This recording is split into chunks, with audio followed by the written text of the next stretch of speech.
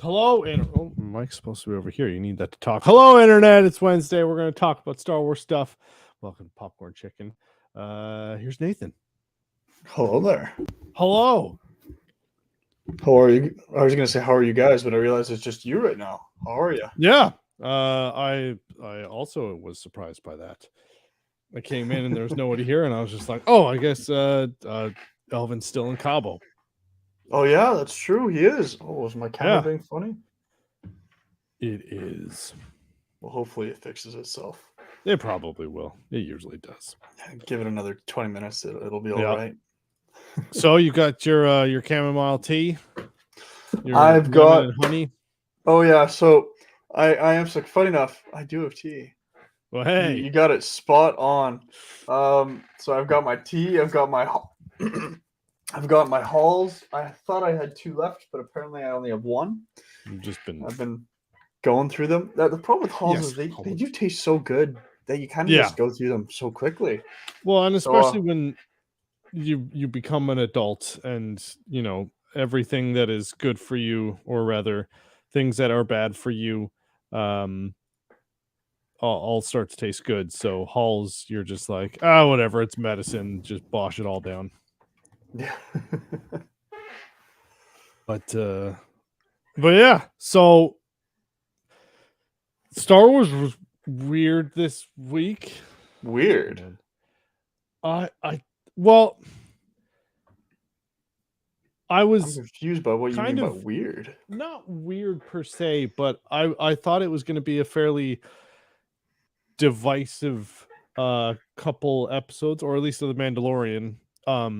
But I have a couple, and also Chris is here. Hello. Hello. Hello. Can you hear me? Yes. No, we can't. No, I'm just teasing you. Oh well. Yeah. Oh, well. He's like, all right, fuck you then. You don't get to listen to me. So, I guess I kind of want to talk about The Mandalorian first, because I feel that'll have the least amount of talking points. Well, funny enough, they're both about the same time. Short episodes. Yeah, like 20 or 38 minutes or something like that. Some around. Yeah. Was it 38 or 32? Mandalorian was only like 32, I think. So again, it was 32 as well. Yeah. Credits and stuff, and then it's like, you know, it is Wednesday, my dudes. There's your meme reference. Yeah, it was the shortest Mandalorian episode to date. I think even like the first episode was longer. Yeah, the first one I think was in the late 30s, early 40s, something like that. Yeah. A bit longer, not much, but yeah, a bit. Yeah. Now, I think the last episode of The Bad Batch made me more hopeful about the episode of The Mandalorian that just happened. Because the last episode of The Bad Batch was them on an island relaxing and getting some R&R. And we were all kind of a bit trepidatious if it was just a filler, or if it was like, oh, this is the calm before the storm, and you know, is this episode actually important, or is this just a filler episode where they're like, oh, everything's fine, oh no, a flood, okay, they're fine, whatever, and they fix it. But in this episode of The Bad Batch, we see that it was very much that. It was like, okay, here, you know, they're on this island or whatever, and then when it starts out, you know, they're now kind of blending in with the locals, and you see that the last episode was quite important to have that sense of security and safety, that they're now okay, they're becoming part of the locals, and now it's a community that they, you know, trust and are part of, and it's building up to what seems like this culmination of all these things that are starting, and it needed that kind of groundwork to make, you know, potential ending or more drama or conflict later more impactful. And it feels like that's what this episode of The Mandalorian was doing, where if we didn't get the last episode of The Bad Batch, I would have felt a lot more disappointed in this episode of The Mandalorian, I think. Because it was very much like, we're just hanging out with the community and not a whole lot happens, but then it's almost just like, okay, I've been through this and it paid off. But with The Bad Batch, and now The Mandalorian's kind of doing the same thing. Yeah, because you can really tell what's the Bad Batch guy, Wrecker, like he doesn't want to leave. Like, oh yeah, he's having too much fun. Yeah, they're gonna have a hard time getting him out of there. Yeah, and everyone's just like, "Hey, Wrecker, we need you to move something heavy," and he's like, "Okay, cool." Yeah, I get to move heavy stuff. Oh, it's sick. This is my calling. But so, The Mandalorian, the majority of it takes place with the Children of the Watch and foundlings. Yeah, and the big pterodactyl Masaur steals a child. We get another kaiju. Didn't I say this before? Like, what are they doing on this planet? Like, there's just like monster after monster. The Mandalorian, they're hardcore. Yeah, yeah. I mean, they're even shooting. You can constantly die. They're shooting at the water where that, the first monster came out. The giant shark came and fucked you all up. You've been shooting at its home. That's fun. Yeah. Yeah. So really, we learned that the Mandalorians are the problem. They're the ones bringing the property value down in the name. And now they're getting the repercussions are showing up from nature, just being like, fuck off. And they're just like, oh, why does this happen? Well, actually, no, they're always just like, yeah, well, we got to deal with it. That's fine.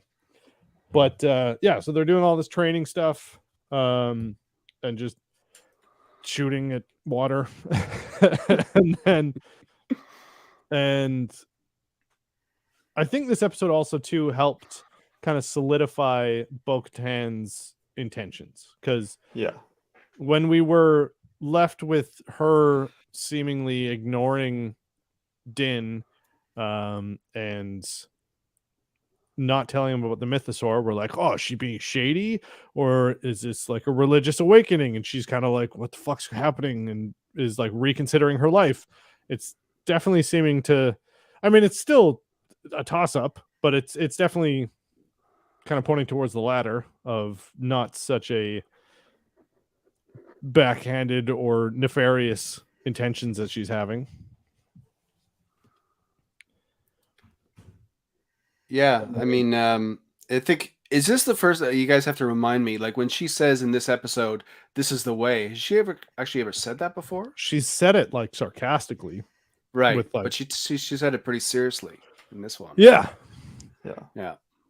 And, she not talk about it too much, because that is kind of like a different, I don't want to call it a cult. It's kind of like a different form of Mandalorian religion. Well, again, it was like she grew up like her parents and shit just being like, oh, here's tradition, and she's just like, okay, Dad, fine, whatever. And she's like, I hated it, and it was just all for show, and I just did it because my parents, like, that was tradition. She like didn't agree with it or anything and didn't believe in it, so she thought it was all just like, just old boomer shit. And she was like, I don't want any of that. And this is like the first time that she's seeing it in practice, practically, when Din was reciting the Lord's Prayer, pretty much, of the Mandalorians, and going through the waters and all that. And she's just like, oh shit, this is actually pretty powerful. And then she sees a fucking mythosaur, and it's just like, oh, okay. So now, and also too, the fact that she went from leading Mandalore twice at this point, being born into royalty, having her sister lead the pacifist Mandalorians, and then being banished to the moon of Concordia, fighting Darth Maul, going through all of this stuff and being so intertwined with the hierarchy of Mandalore, and then just then she shows up and she's like, all right, I don't have the Darksaber, but let's do this. And they're just like, and then everyone pisses off. Then her home gets bombed and she's just like, fuck. And then there's now this group that accepts her. And she's just like, oh, okay, you know what? Maybe I should give these guys a little more consideration. As opposed to when she was meeting Din for the first time. And he's just like, oh, you're not Mandalorian. You're, oh, hi, Elvin. Do you ever shut up? Oh my God, let the other people talk. How's Cowboy? Buenas noches, amigos. Yeah. How's it going? It's from home. No, it's not home. Or live from no. Look at Nathan's. Sorry. Oh, Nathan's right. name. It said live from home. Yeah. Cabo, not home. I wish I was home. Wait, From already Cabo? saying Cabo? Yeah, I'm in Cabo right now. Did you not know I know, that? but I know, we knew this, but you just said you wish you were home. You wish you were home instead of at Cabo. No, I said I wish this was home. Oh, yeah. Okay. Nathan, How's it you're not going? crazy. I also heard that. Yeah. Chris, are they treating you nice? These two guys? Yeah, no, they're good. Everyone's good. How's your vacation? It's not bad. It's pretty good. Can't complain. No. Yeah, Good weather's food? nice. Good food. Yeah. Weather's great. Food is even better. Yeah. That Mando, I actually watched it this afternoon. I had a heck of a time trying to watch it. For whatever reason, Mexico doesn't like the Disney app. So it was crazy. I had to go jump through hoops to watch it on my phone. I had to turn on a VPN, go back into Canada Disney app to watch it. My laptop was blocked. My tablet was blocked. I'm like, what am I in China? Like, what's going on here? Right? Like, Wow. crazy. Mexico doesn't like the Disney movie Encanto. Well, they kept telling me Is to it like- upgrade the app. I'm like, upgrade what? Yo, that's pretty good. Yeah, no, I don't know. It just kept telling me to upgrade the app, and I perhaps upgraded. Just keeps going back in circles. I was like, this is ridiculous. So, because I didn't want to watch it on a small screen, I wanted to watch it on a bigger screen possible, right? So, yeah, phone was all I had. What do you guys think of it so far? Well, I can start. Or no, you Go Chris, ahead. go ahead. I mean, yeah. I liked, so there was a lot that I liked about it, and I'm sure we're going to get into most of it.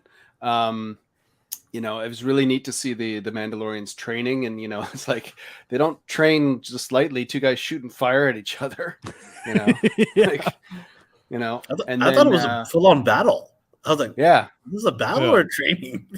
Yeah. No, yeah. it's just their coffee. And then all of a sudden it turned to House of Dragons. Khaleesi was going to show up and stuff. Yeah.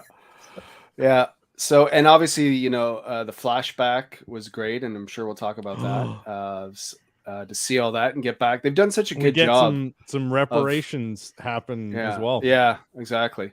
But they've done such a good job when they jump back to like Coruscant or like those flashbacks. It feels like you're back in episode 2, episode 3, right? It's just they've done it. Did you guys know that the Jedi that we saw in the flashback was Jar Jar Best? Yep, Ahmed Binks? Best. Crazy. I didn't know that till the Twitter feed the started blowing up. second he showed up, I was like, "That's fucking Ahmed Best."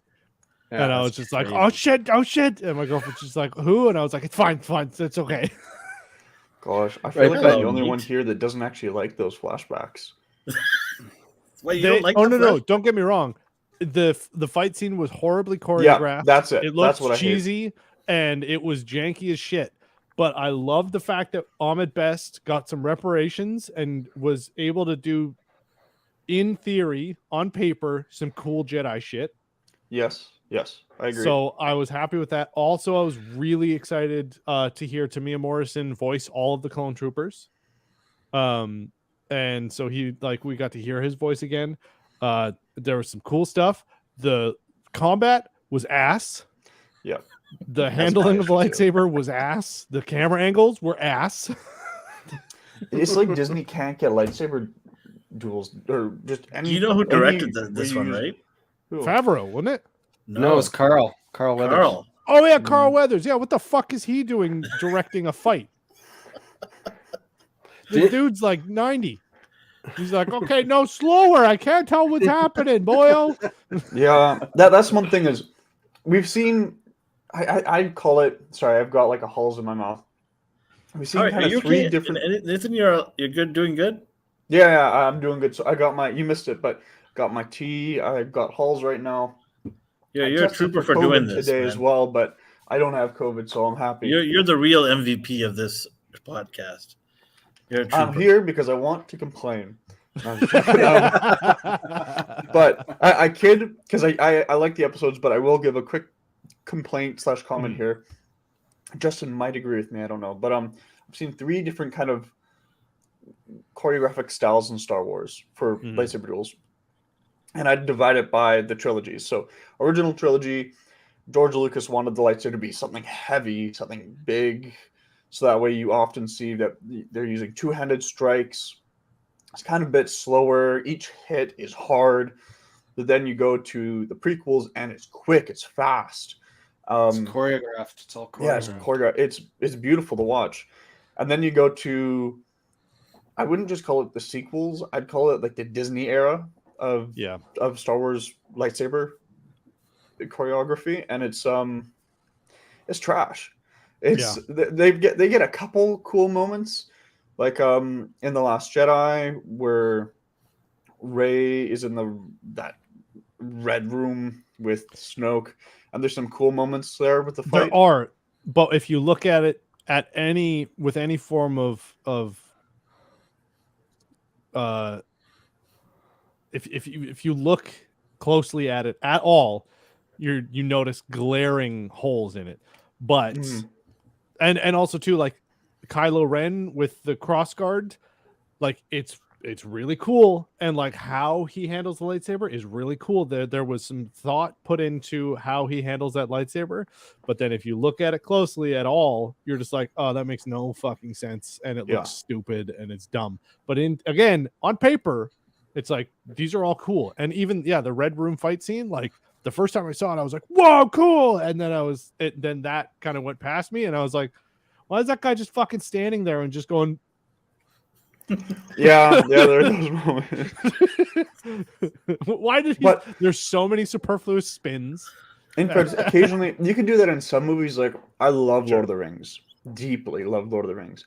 But if you look at the Lord of the Rings movies, as great and fantastic as they are, some of the best pieces of cinema ever produced, there are some fight scenes where they're going through a bunch of CGI orcs, and there's no one for the actors to base their movements off of. And so you'll occasionally see people swing their swords like they're hitting people and nothing's happening, and then you'll see an orc just fall that's a little farther away and nothing happens to it.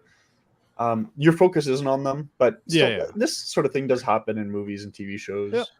Yeah, I've actually seen interviews with stuntmen who say, well, that we're taught to like, okay, I'm not in the fight yet, so I got to make it look like I'm.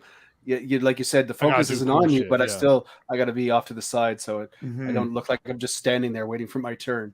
But, well, the same thing goes too with like old kung fu movies. Like you get the two guys that are main fighting, and then everyone else who's got a chair is just like whoa.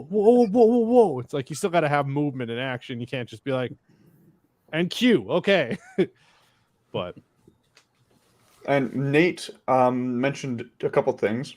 That's the 501st. first thing. It's great to see the Coruscant guard clones back with the red. Yeah, the red. Yeah, those are pretty cool. Troopers? I think they are shock troopers, but they're also used for guarding of the Senate and the at this point in time. Yeah. Well, I guess he was the Emperor when they showed it in the flashback. Yeah. But I like the fact that these clones, you can tell, aren't like in the prequels. They're very CGI'd. Yeah. Where these, they're a lot more realistic in this episode. Yeah, there was no clone armor even physically built for the prequel movies. They were all CG, which is cool. Wow. And also too, a fun theory. So the ship that Ahmed Best brings Grogu to is a Nubian cruiser. Well, Nubian, Nabooan. Yeah. Which means, and also the area that they were flying through, you can pretty much see the apartment complex that all the senators were held up in on Coruscant. And Padme wasn't alive at this point. Yeah, Padme's dead at this point, so it's not like that's her ship. So who else? What other Nabooian No, I don't think she's dead motherfucker yet. from? She did. Yeah, No, this is because- after. Yeah, no, because Oh, wait. remember Padme watches Anakin killing all the younglings, the footage, Right. and Yeah, that yeah, happens yeah. Why after did you do Obi-Wan this? goes to the temple, collects the footage, and leaves. Okay. And so so this is she's still around. She's still around. She Okay. probably helped in some way well, without really knowing what happened. well, because this is potentially a senator from Naboo's ship. I don't think it would have been Padme because she was having a baby somewhere. No, True. she didn't have a baby yet. Anyway, She didn't have it yet, but she was about to. yeah. No, we need no. we need a going- timeline. Yeah, what I'm getting We at need- is this could potentially be Jar Jar Binks' ship. Actually, do you know what? I think that would be the only explanation because she doesn't learn about it yet. As soon as Exactly. she learns about it, she goes off on her own ship. Her own. Remember, she uses her own ship to fly to Mustafar. Yeah. And Obi-Wan sneaks on board the ship as well. Yeah. And that means that this is Jar Jar's Probably ship, Jar Jar Binks' most ship. likely. And it Oh, really God. is. It's the same actor, right? That takes Yeah. it. Yeah, and it's Almond Best too. Yeah. My gosh. And do So- you guys notice his robes have got like the Yeah. runes? I don't know if it was Arabesh, but it was some sort of symbol in gold Yeah. that you don't usually see Jedi wearing. No, it was fairly flashy. I was going to say, Justin, didn't you say something last week about when Dave Filoni takes, like, he didn't direct it, but he wrote this Yes. one. You He said did. something that he always likes to bring in people or do something. Every So, time Dave you know- Filoni writes an episode, it's because now I thought this was going to go somewhere completely different, and there was lots of rumors online about somebody showing up in this episode, including a couple Mandalorians that we've seen that have worked with a few Jedi. And every time he writes an episode, it's because some character that he created is involved. Right. And those were hints for the Book of Boba Fett because he didn't do shit to that until there was 2 episodes when Ahsoka was in there, and then same thing with the first couple seasons of The Mandalorian. He shows Right. up in the writing credits when Ahsoka shows up or when Bo-Katan shows up or so on and so forth. So yeah, to see his writing credit on this one was kind of weird because I mean, other than Ahmed Best, but like he didn't make that guy. But But obviously, like you said, they wanted to, him and Favreau wanted to redeem that actor for all the slack. It's not his fault. no, that motherfucker went through therapy because he Yeah. just got death threats for Yeah. decades. Yeah. But for So- doing what he was doing what he was told to do. Absolutely. Play this Play this thing character. that 3-year-olds will like. Yeah. Isn't So that sad? And he I did. was the generation that his character was kind of written for, the Yeah. younger kids that were getting into Star Wars. And while I didn't absolutely love him, I didn't hate him. No. At the age I was, I just Yeah. he's the goofy character. Yeah. That's Well, it. whether And you I know hate now him- when I'm older. Whether you hate him or like him, I like the character. I don't think sending death threats should be on the list, right? No. I mean, you have your opinions, which is fine, but Yeah. It's the same thing that happened in the sequels with what's her name, the actress that played Rose. Everyone Oh yeah. in the Yeah. Last Jedi, and Yeah, they yeah, hated yeah. her too, and she almost like quit. She got Oh, off all yeah, social, all Yep. her social media. Like our Star Yeah. Wars When fans. are really the pretty person to crazy. blame is Kathleen Kennedy. Yeah, go after her.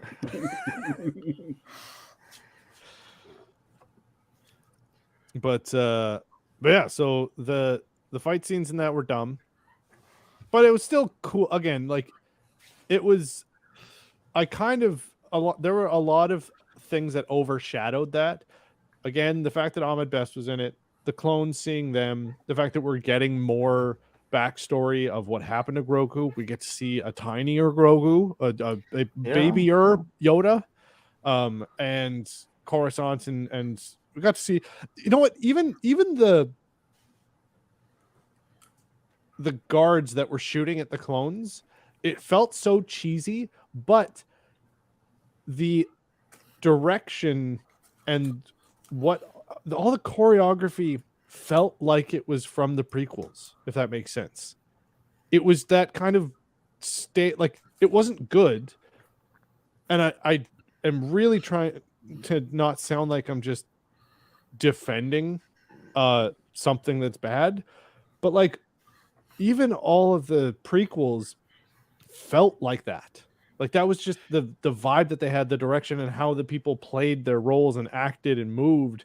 They all just felt kind of weird and almost like a. It could have been a deleted scene, right? From Absolutely, yeah. Like it, the look of it really kind of felt like episode 2, episode 1, which is hopefully intentional, but yeah. I can't believe you'd say something so blasphemous. No, I can't. I get what you mean. Although I think that it was a little different. The lights, for me, the big thing was the lightsabers, especially because they look so good now. The lighting, it reflects off of everything around it too. But then just the combat looks like one of those. I don't want to say crappy, but like one of those Disney shows that you see when you go and go to Disneyland and you watch someone. You're like a little kid fights Darth Vader and they use the lightsaber. That's what it looks like, the choreography. It did look like, you know what, like a ride on Disney where it's just like, oh no, the clones are here. You guys press the button and help me close the doors. New Disney ride? Yeah, Ahmed Best. He's getting residuals. He's now getting SAG checks constantly. He's going to be the new feature at Disney Mountain. Plus, Grogu's Escape. Yeah. See, I didn't even realize that character was actually from something else, right? It was like from a show called Jedi Challenge or something. Yes. Well, no. The actor, not the character. So Ahmed Best has done a live action thing before, but I don't think it was the same Jedi. Really? Because I thought I heard today that it was like the same Kelern Beg or something. Kelern Beg was the Jedi's name. Let me look it up. But because there was this show back in 2020, and it was just like a kids game show, right? There was like kids trying to be Jedis, and he was the host. He was definitely the host, and I think in the game he was supposed to be in the game. I think he was supposed to be the same. Well, no, it was like a American Ninja Warrior kind of, but for children, and they had lightsabers. Star Wars Jedi Temple Challenge. I think that's what it was. That's it. Yeah, that's what it was. I'm just glad though that because there was a lot of rumors about who saved Grogu from the temple, and I'm glad that they just kind of didn't, bring back someone. I don't know who, but I was just glad that it was someone different. It was a very underhand. It was a very interesting way to do fan service because it wasn't like, oh look, it's Obi-Wan. Jar Jar's here to save Grogu. Yeah, or Jar Jar's. It was a very like to an outside perspective. It's just like, oh, it's just some fucking guy with the lightsaber. Neat. But then like people who know are just like, it's the guy that everyone hated. And now he's cool. Yeah. But it's good to see this redemption for him as an actor in the world of Star Wars. Yeah. The galaxy of Star Wars. Yeah. In this universe. But yeah, and then it goes back. And then Grogu, there was a lot of upgrades happening. Grogu gets a new set of armor. He's level 20 now, so he can wear a chest piece, and he's moved on from chainmail to plate armor now. He's done the quests. He did a bunch of fetch quests. I thought that was supposed to be like an epaulette, whatever they're called. Like, I thought it was going to be a shoulder buckler. Pieces, and then it's like, oh yeah, he's tiny. That that covers most of his body. He puts it on, he just falls over. Yeah. And yeah, the Grogu fight was pretty badass. The little paintball match, and all right, he's ready to fight, and they're like, he's too big. Don't worry, I'm his dad. I say he can fight. And they're like, okay. Yeah. What do you guys think of that scene? I liked again what I kind of said last week. I like what they're doing with Bo-Katan a lot more, and I love that she gave him the little pep talk, like anti Bo-Katan. Like exactly, anti-Bo. Yeah. And then it almost looked like when I was just gonna say, it almost looked like he was waiting for Din's like approval, like you can use the Force, go ahead, because he keeps looking at him, and then like after this getting shot twice, he's like, I've seen what you can do, show them. He's like, all right. It's just, but it's funny if he says like start force choking him or something. I was like, right when he's like, all right, you got to fight him. I'm just like, this kid's fucking dead. His neck's gonna get snapped, and it's just gonna like, But then he just does like a couple backflips and hucks a gainer, and then shoots him 3 times, and I'm like, that's pretty cool too. But it was funny that it was funny that it literally just looked like somebody threw a puppet over a child. Yeah, it did. One thing, so I really liked the fight. I especially liked at first Bo-Katan was all supportive, and then as soon as she learned that he's never actually used one of those before, she's like, are you sure you should be doing this? He's never used it. He doesn't know how to do it, and then just like, oh, he's fine. But the part that I didn't quite understand is previously when there have been Mandalorian dueling or fighting, and they're fighting someone else that maybe has the Force. If they're doing this purely for training or honor, you never use the Force. They are very against it. But in this case, we saw encouraging the use of the Force and no repercussions or no looking down upon it. So yeah, I mean, and I'm pretty sure he'd know the lore too. He'd know that generally that's frowned upon, both in the character and the writers would know that. So I think maybe they're looking for a different perspective for the Mandalorians to go down. Yeah. Well, I think also too the fact that he was just using it to jump wasn't necessarily, and again, these are people who haven't seen a Jedi for, I don't know, let's say, I don't know, 5, 6, 7 years. And also too, they were ones that were mostly exiled and stayed. They were a subsect of an exiled sect of Mandalorians, so they were a byproduct of the exiles.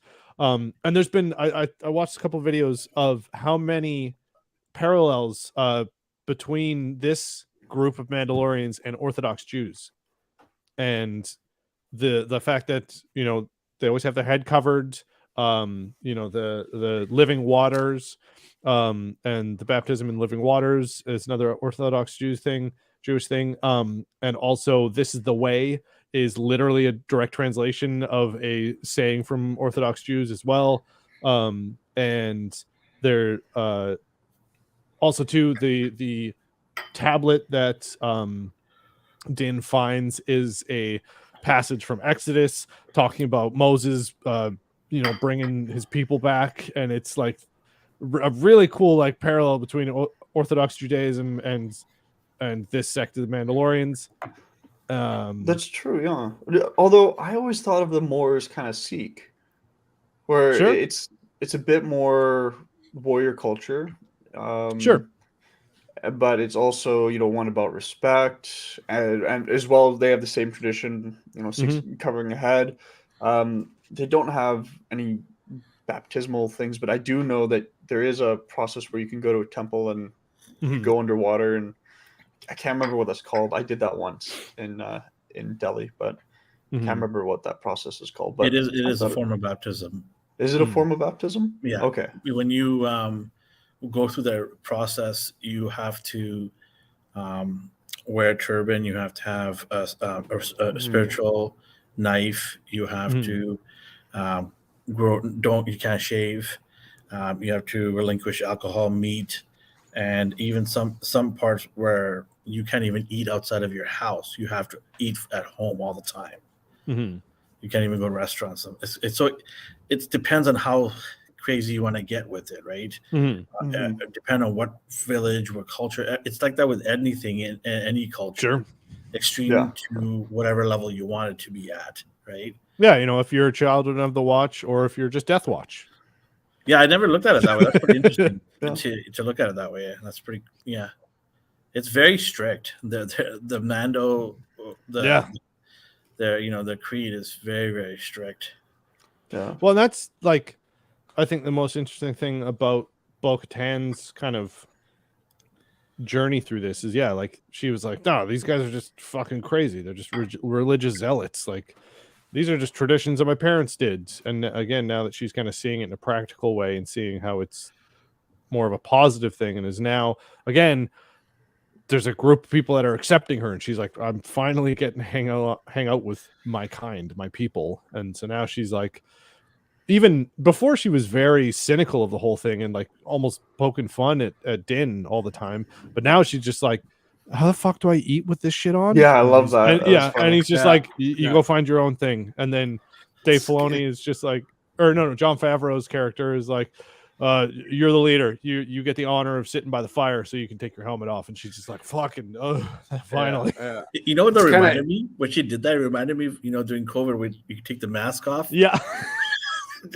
Right away, because I'm at work, and that's like the first thing I thought of. I'm like, oh, she must be relieved, because I'm relieved when I get out of work to take the mask off. Right? It's kind of good in a way because it makes it's almost like the questions that you have about the Mandalorians, like how do they eat? And now it's like Bo-Katan is asking that. It'd be kind of neat if she kept, a bunch of other questions. It's funny because when you realize that when they go to save the foundling and it's his son, right? I started to think like, so obviously, Mandalorians have sex. Do they keep their helmets on when they're? My girlfriend asked that too. She's like, how do they bang? I was like, you can still get a tit out with the helmet on. It's fine. Like, it's fine. It comes off in patches. Like, just keep the helmet on. You're good. I can hear them say, "That is the way." Yes, this is the way. That's not the way.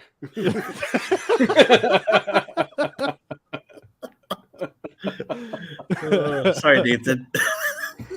We've got a PG rating for this show. It's okay. PG? What the fuck? Since when? Not a PG. I mean, sorry. We've got a. People are warned. I created this because Justin needed this. Alvin, can we have something where I can say "fuck" on? Okay. Oh man.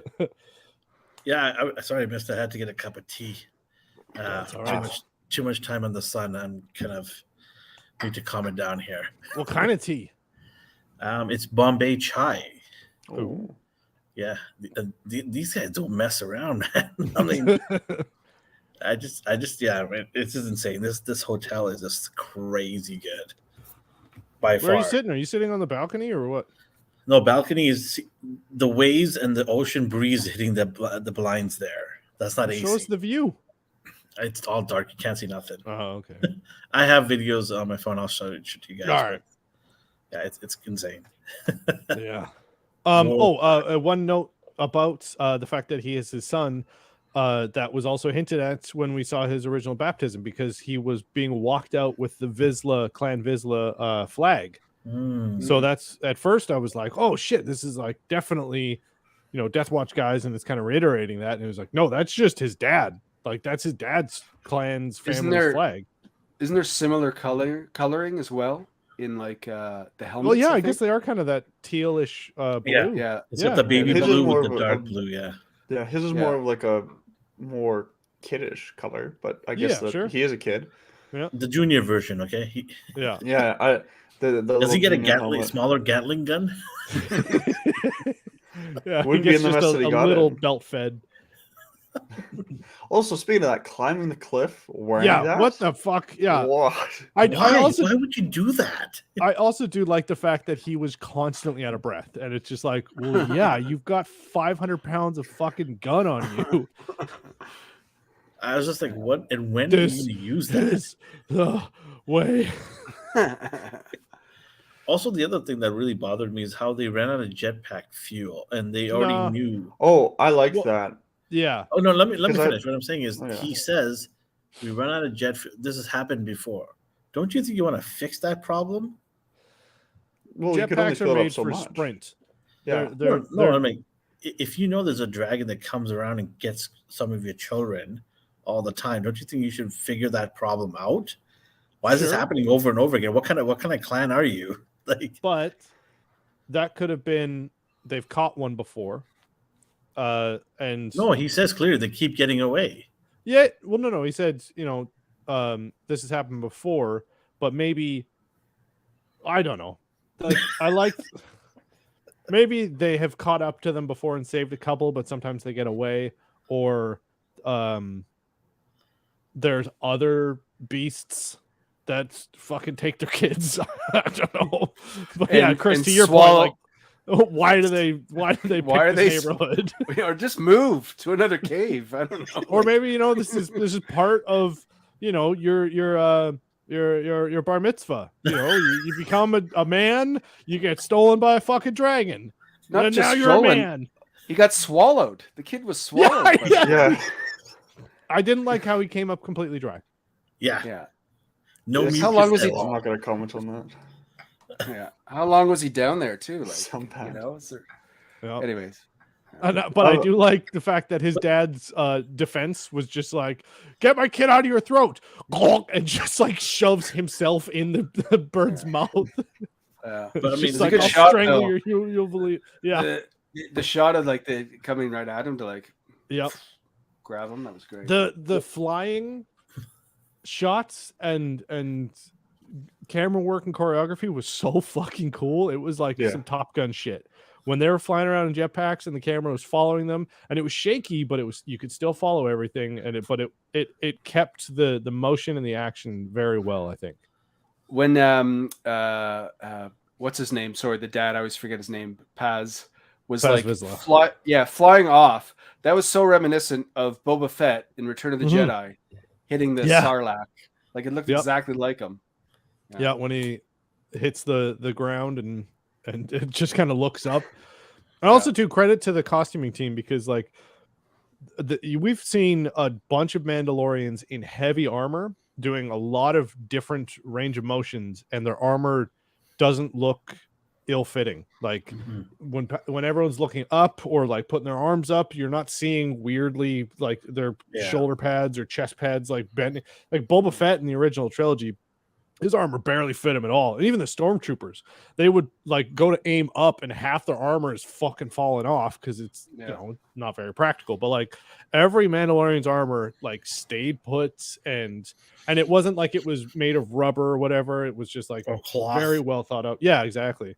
Very well thought out and looked cool. I agree. It was great. There was one scene though where it did stick out. There is the climbing scene. One of them, I can't remember the color that he's wearing. But as he was climbing up, the chest plate was like sticking out here. So there's this big gap, but it was connected by his hip. So it was kind of just at this weird hinge. But besides that, it was all fantastic, especially during the flying scenes. I'd have no complaint about it, even if it shifts around like that, because, in real life, wearing armor will move. Sure. So it still looked fantastic. So it does make you think, like we were talking before, you guys were saying before, like the whole flashback, how it wasn't, that fighting wasn't, it's almost like they did it intentional, right? Like how could you direct great fight scenes there and then something as quintessential as a lightsaber fight be so ill-fitting and corny feeling? That's kind of more of a, well, I mean, actually, because it's not like it was multiple people fighting lightsabers. It was literally one dude blocking blaster bolts. Shots. Yeah. So it was almost like it was the flight scenes, I guess. Yeah. But maybe they brought George Lucas back to direct that. It's like, all right, buddy, come on, get back in the ring, and he's like, okay, stand like this. Yeah, exactly. Yeah. Best scenes. Hello, everybody.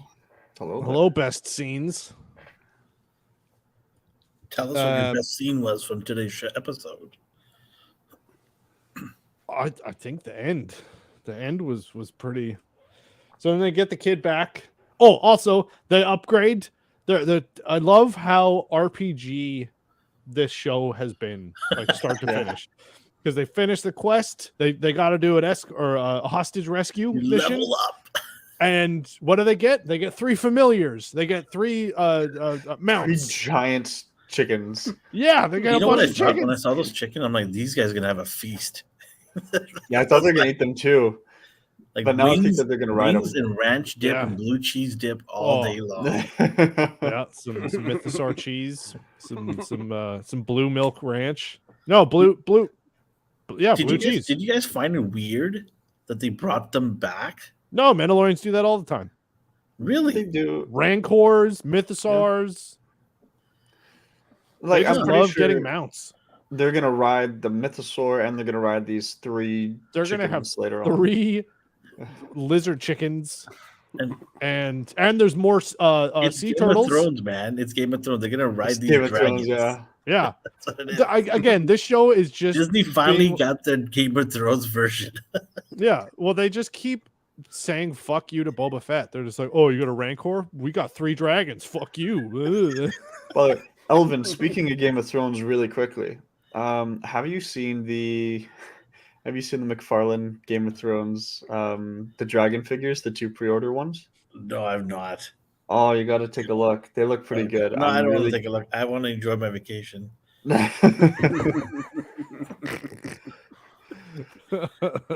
No, thank you. They look good. That's all I'll say. Especially the bloodworm. One thing that doesn't look good is I didn't like Grogu's armor that was placed on him. Oh, really? It was cute. I think it looks really awkward.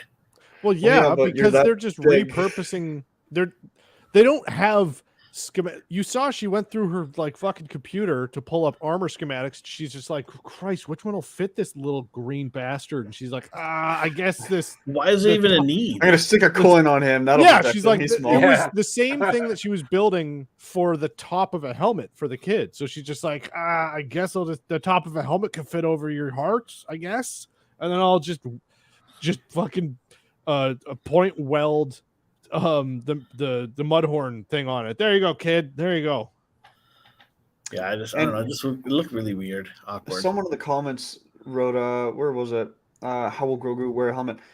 I don't think they're going to give him a helmet, not for a long time, because when they Yeah. finally do, we're no longer going to be able to see his face and their little expressions, and Disney's not going to like that. And fans aren't going to like that. So I think it'll be a long time. Well, I think some fans don't even want him to talk. Like people are Well, going to that's the say if thing. he starts talking, then he's going to lose that cute. they whatever. addressed that The in his innocence. episodes. He was like, Yeah. he can't fight, he can't talk, or no. Yeah.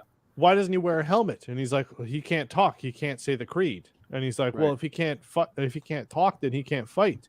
And he said something else, but essentially it was just like, this motherfucker can fight, trust me. But that was also kind of them being like, he's not gonna wear a helmet until he talks. And when he does talk, Yeah. he will lose that baby cuteness, and then he will be a teenager. And Teenage Yoda. we know what Disney loves to do with teenagers, make them fucking assholes, and everyone hates him. So they probably will never do that. Yeah. Okay, let me pose a question to the 3 of you guys. Do you think at some point that the armor dies and the traditions fall apart? Or do you think that Bo-Katan somehow convinces these guys to make some adjustments to the lore that they have of removing the helmet or not removing the helmet? Do you think something like that is going to happen at some point? I'm actually going to start here. I think it's going to be the opposite. I think if something's going to happen to the armorer and she dies, I think Bo-Katan will be the one that takes the place. Even though she's new to the group, I think she still has got so much experience as being a leader. Maybe not great experience, but she does have the experience as leading Mandalorians. She knows the history of Mandalore. She knows the significance of a lot of emblems and things. And we already see her interacting with the armorer like significantly more than we've ever seen the two talk. Well, they've just met, but we don't see that much interaction generally between other people in the armorer. It's usually just Din. So yeah, I think that if the armor is going to disappear, that Bo-Katan would be the replacement. And I think she would, uphold the traditions, because again, she's now seeing the value in it and seeing it in practice, as opposed to being told by her parents, like, oh, these are traditional, this is the correct way of doing things. And she's like, fuck you, Dad, I want to take my hat off, and I don't want to learn the Bible. And now she's just like, oh, these guys are pretty cool. Okay. It's not all just for show. And I mean, to her defense too, like her dad was apparently like a fighter, and she's referenced that a bunch of times. So he was definitely the more traditional Mandalorian, and we see her sister who led, the pacifist sect on Mandalore. So there was obviously a huge rift in the family, and Bo-Katan was kind of in the middle, and also too has got a chip on her shoulder because the group that she was exiled to Concordia. She was part of Death Watch. She was that was her people, and then Darth Maul came and fucked everything up, and then so she's got this huge conflicting opinion on all the different versions of what a Mandalorian is. So now she has no idea what to think because she's fought both sides, and now she's finally being accepted by a group, and will probably settle and be like, okay, this is the good version of this. Mm-hmm. Or rather, the only one that'll hang out with me. So, yeah, I was more. I like what they're doing with Bo-Katan. I thought she wouldn't go this quickly. I thought she'd be more of a rebel through this season. Sure, but I was more thinking like if she would. Well, I don't know. I think someone's going to die at the end of this season. Mm-hmm. I think it might be. The father would again Paz, because that's Jon Favreau's voice, right?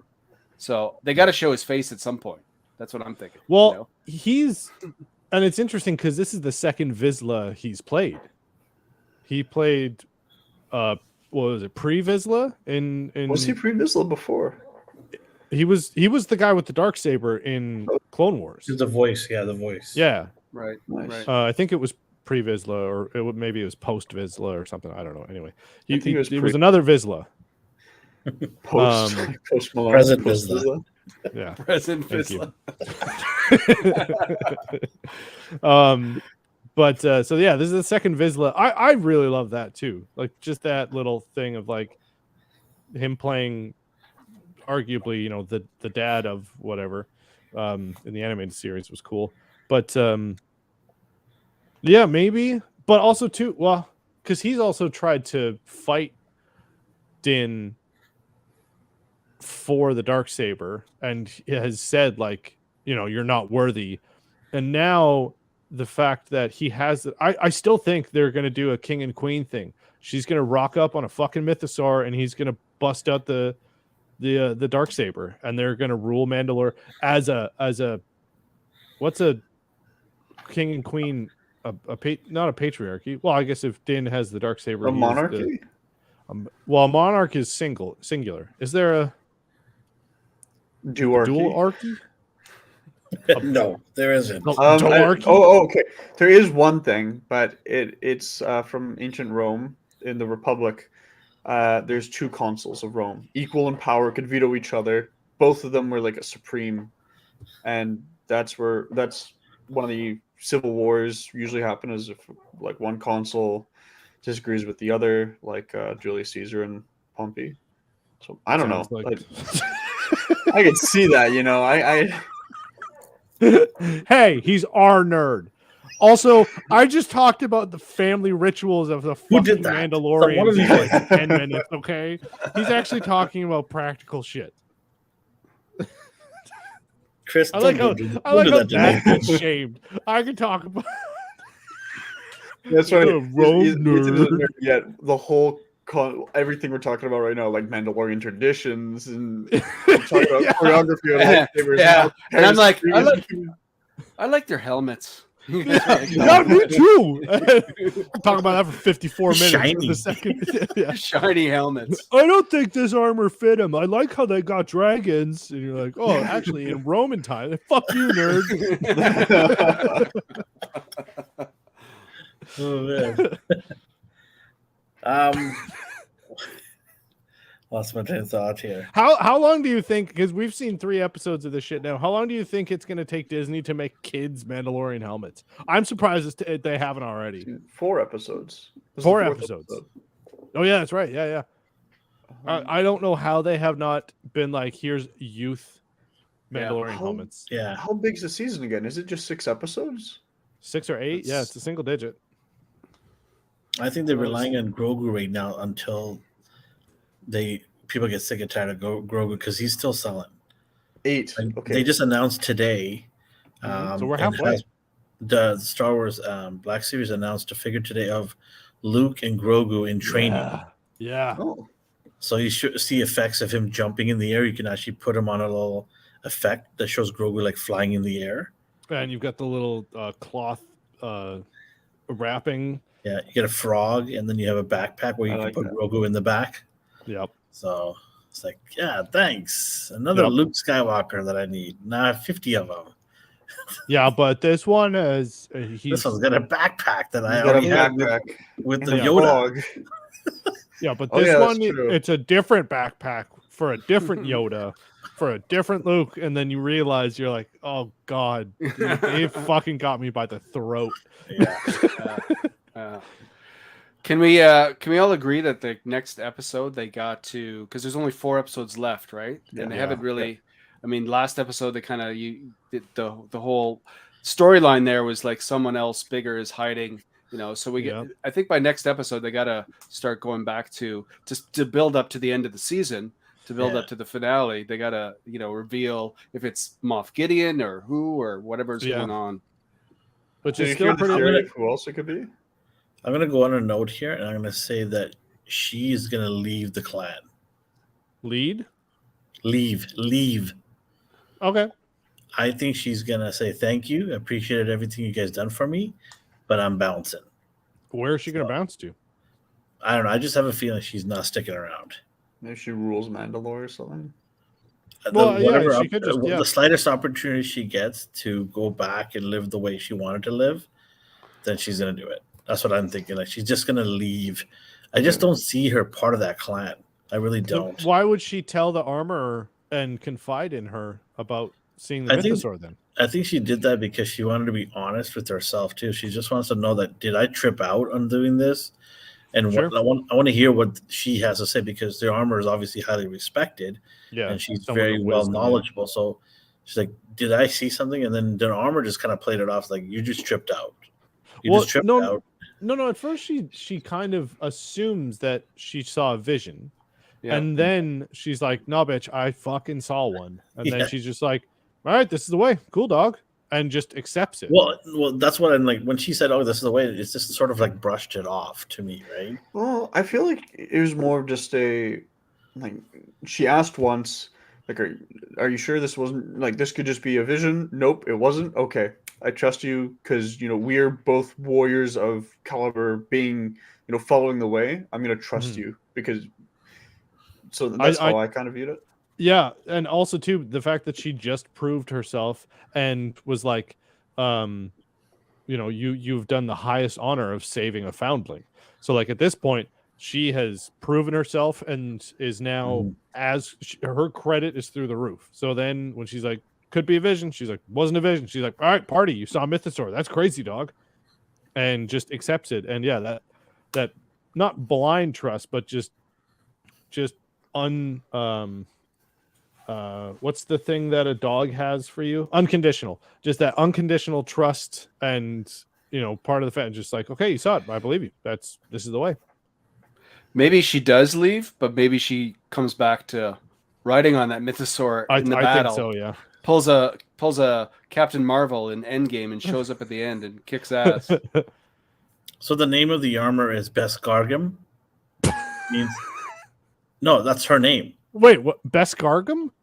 Yeah, Besgargam means iron skin.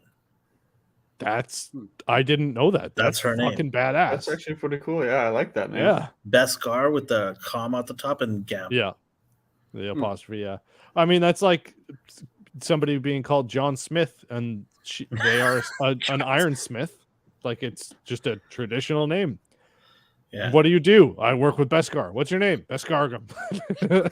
Iron cloth or iron skin. Iron skin. That's a pretty badass name. That is actually. Yeah. And she wears a skin too. Some animal skin on her back. Yeah. It's probably a Wookiee. It's Chewbacca. Wow, that's pretty brutal. Yeah, I didn't know that. That is pretty awesome. Yeah, no, I just had a feeling that Katie Sackhoff's character is gonna kind of walk away from it. I think they do it in a way where she does it in a way that's like polite, like thank you, I appreciate everything you've done for me, but I just don't think this is what it's for me. Like there's gonna be some sort of rift. This there. is not the way. Wouldn't her faith be like? Wouldn't she lose faith, or something would happen for her to leave? Yeah, there has to be some sort of betrayal for her to. I don't know. Maybe she just sees herself as wanting to rebuild Mandalore now. And she's like, I have to go. This is my calling. Yeah. And I'm going to do it now according to the old faith. This Maybe- is the way. And then Maybe she then she meets leaves. up with the character from Rebels, the other one. The other one was Sabine. Sabine. Yeah, maybe Sabine shows up. It's like, hey, listen, there's a bunch of us that need to come back. Something like that. I don't know. I mean, I just have this feeling that she's going to break off from that. I mean, they could also do a spin-off from this if they really wanted to. Like, I think another Mandalorian spin-off? Yeah, this is a spin-off already. This is a spin-off of a spin-off. Yes. Of a spin-off. Yes. They've done a million. Why not? They've done everything they've done so far has been a spin-off. No, right? They've only gone 3 layers deep. Obi-Wan. That's one. That's 1 layer. Boba Fett. 2. Andor. No. Andor is 3 second. layers. Boba Fett's 1 layer. Obi-Wan's 1 layer because those are directly from the movies. Andor is a spin-off from Rogue One, which is a spin-off from the movies. Yeah, well, I'm saying they're all spin-offs at some point. Yeah, but I'm saying going a 3rd or 4th layer down because Mandalorian's a spin-off of a side character, and then going. I'm not looking at layers. I'm just looking at spin-offs after spin-offs after spin-offs. Sure, right. That's all. I want to see a sitcom of the Baba Frick characters, like living, Baba, like those. Yes. It's like a, you know what? Just a comedy sitcom. Just make Fraggle Rock, but with Babu Frick. You should like a Mythbusters Boba Fett. Yeah. All kinds of experiments. To shoot a guy. No. We have a Mick and Morty, or Mork and Mindy. Mick and Morty. Mork and Mindy, but it's Pelly and a Jawa. I won't watch it. That sounds actually kind of similar to some of the Old Republic quests because, like, you can get a Jawa as a side character. Yeah. I've got a Jawa as a companion that runs around with me occasionally. Me too. Yeah. I prefer the Ewoks, but you know. Yeah. What would you guys give it out of 10? Unless you have anything else to add. One thing. Yeah, Nathan, you go. Who do you guys think is going to be the big bad guy? I've heard. Grand. Oh yeah, you said what was the rumor that you had heard? So the rumor, and then Grand Admiral. I think that, most likely it is him, but there's a chance that it could be Thrawn.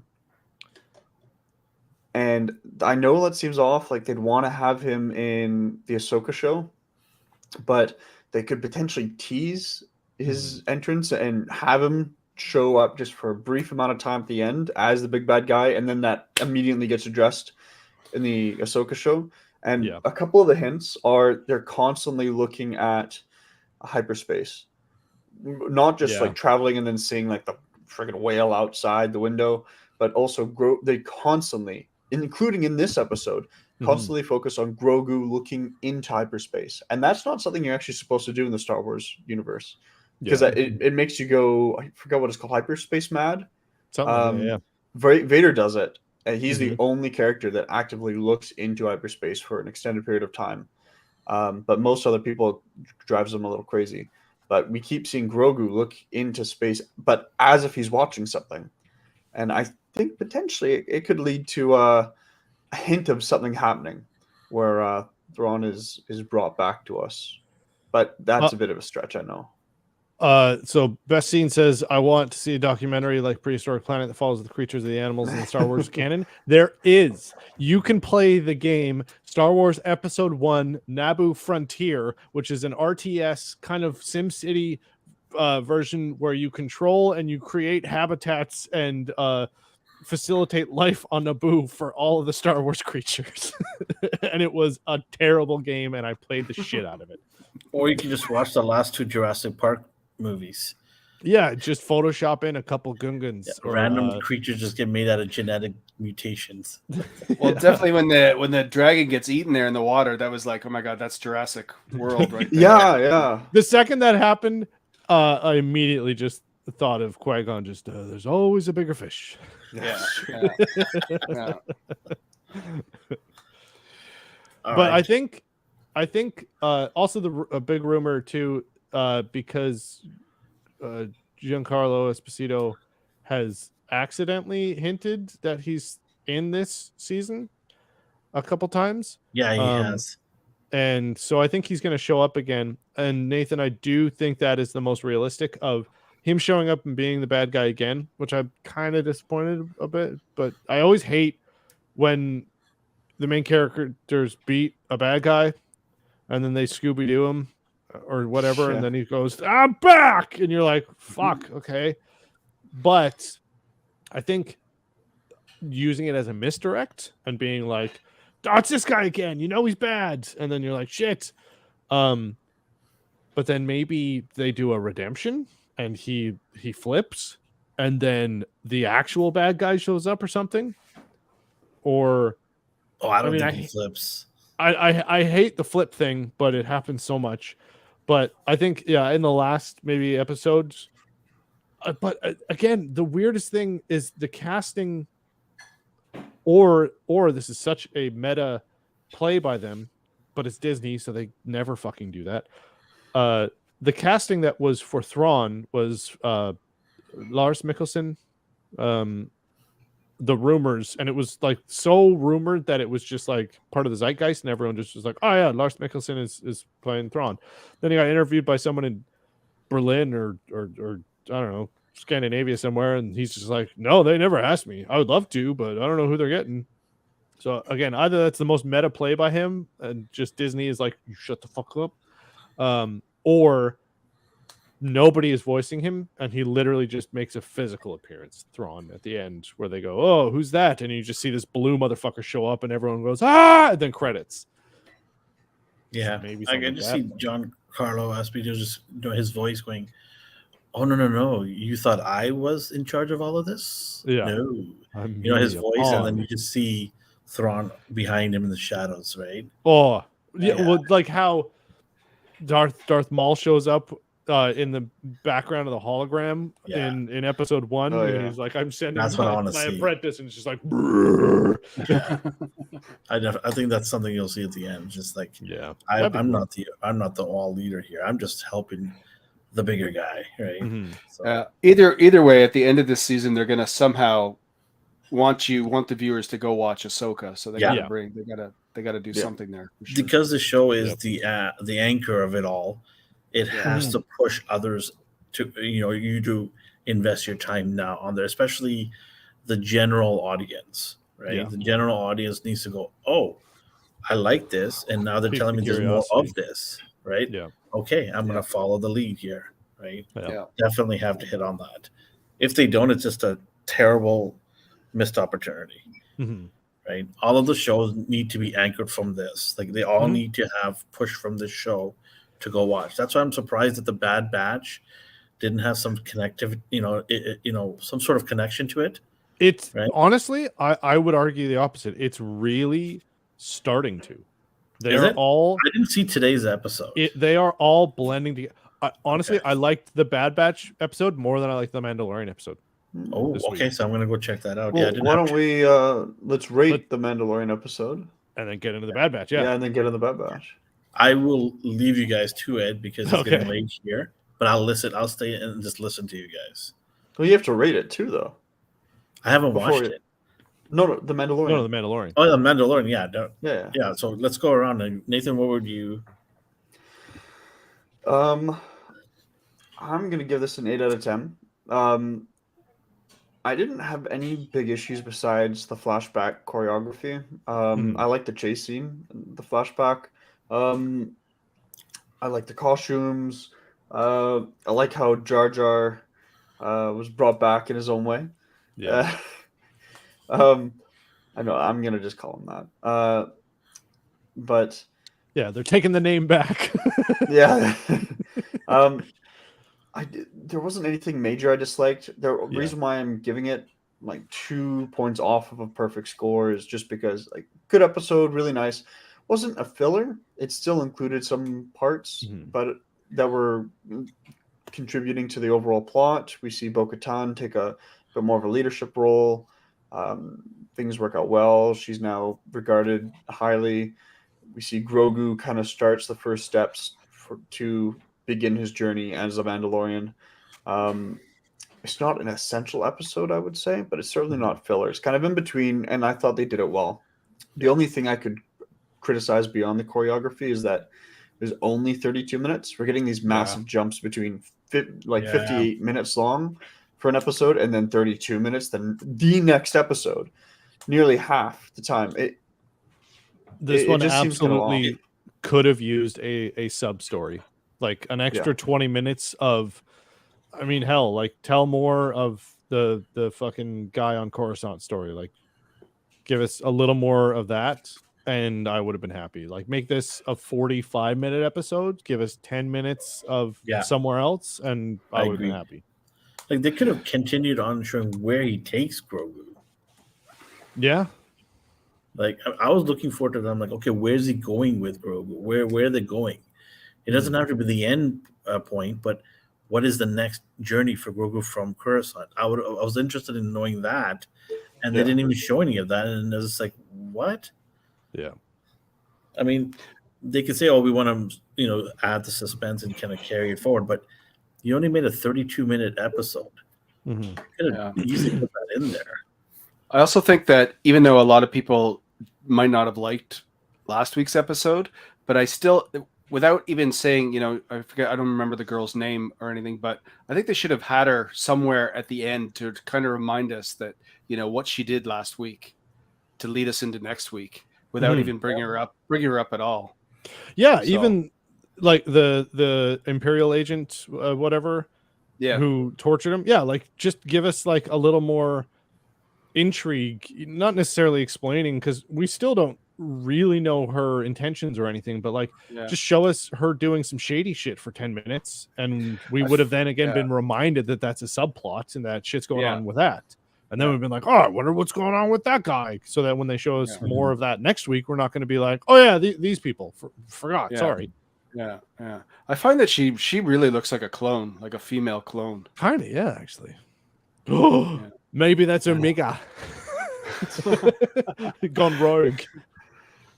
I'm also going to give it an 8, same as Nathan. I really enjoyed it. And even, I think with the flashbacks, I was just so nostalgic that I didn't even really notice the bad choreography, to be honest with you. I was so I loved the way the clones looked and stuff like that. And again, as soon as I saw the actor, I said, oh my God, I knew that they were they were doing with this right away. So yeah, I liked it overall. But again, I think they needed to. I'm surprised that they didn't show, I don't know. We're already halfway through the season, and what's the rest? Like, what's the rest of the story happening here? So I was surprised that they didn't tease us, show us a little bit more of some sort of story there. So, but overall, I thought it was good.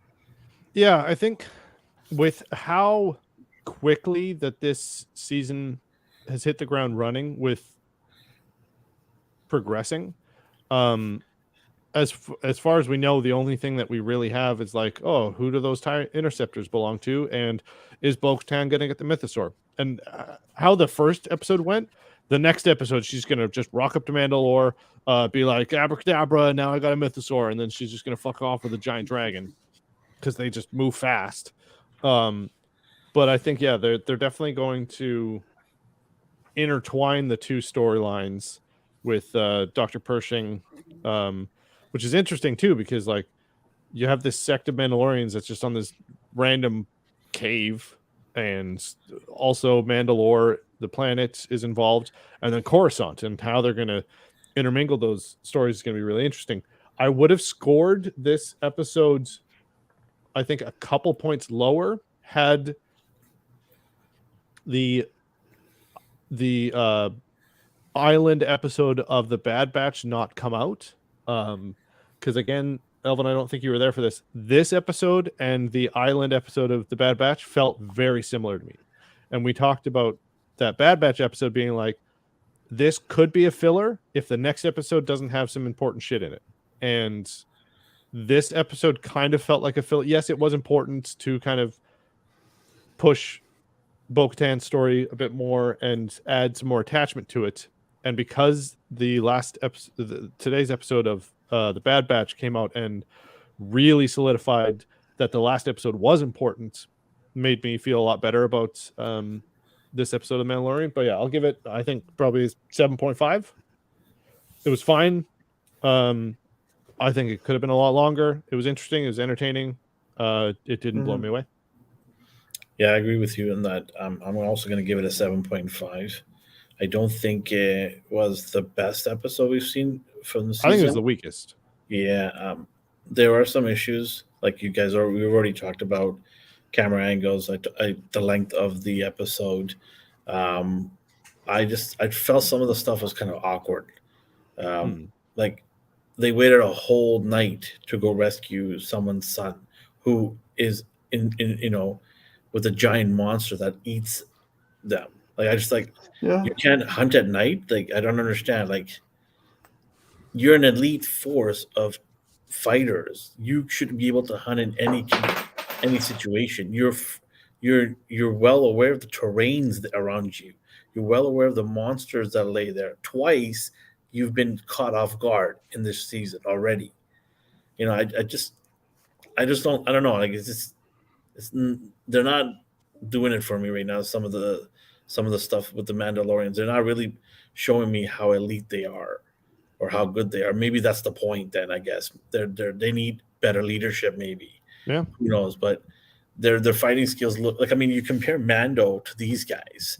I mean, this guy can go into town by himself and take out a whole bunch of people, or take a beast. I remember the Mudhorn. I mean, I know it's not the size of a dragon, but he went and shit kicked it by himself. No, he's gonna die from that. That was his little Grogu single-handedly. But he had a part in it too, right? They did it as a team, but why didn't? No, he didn't. He got the shit kicked out of him. Yeah, but he still fought it by himself. Yeah, he did. Right, by himself. These guys are there's like 30, 40 of them. Yeah, that's true. Come on.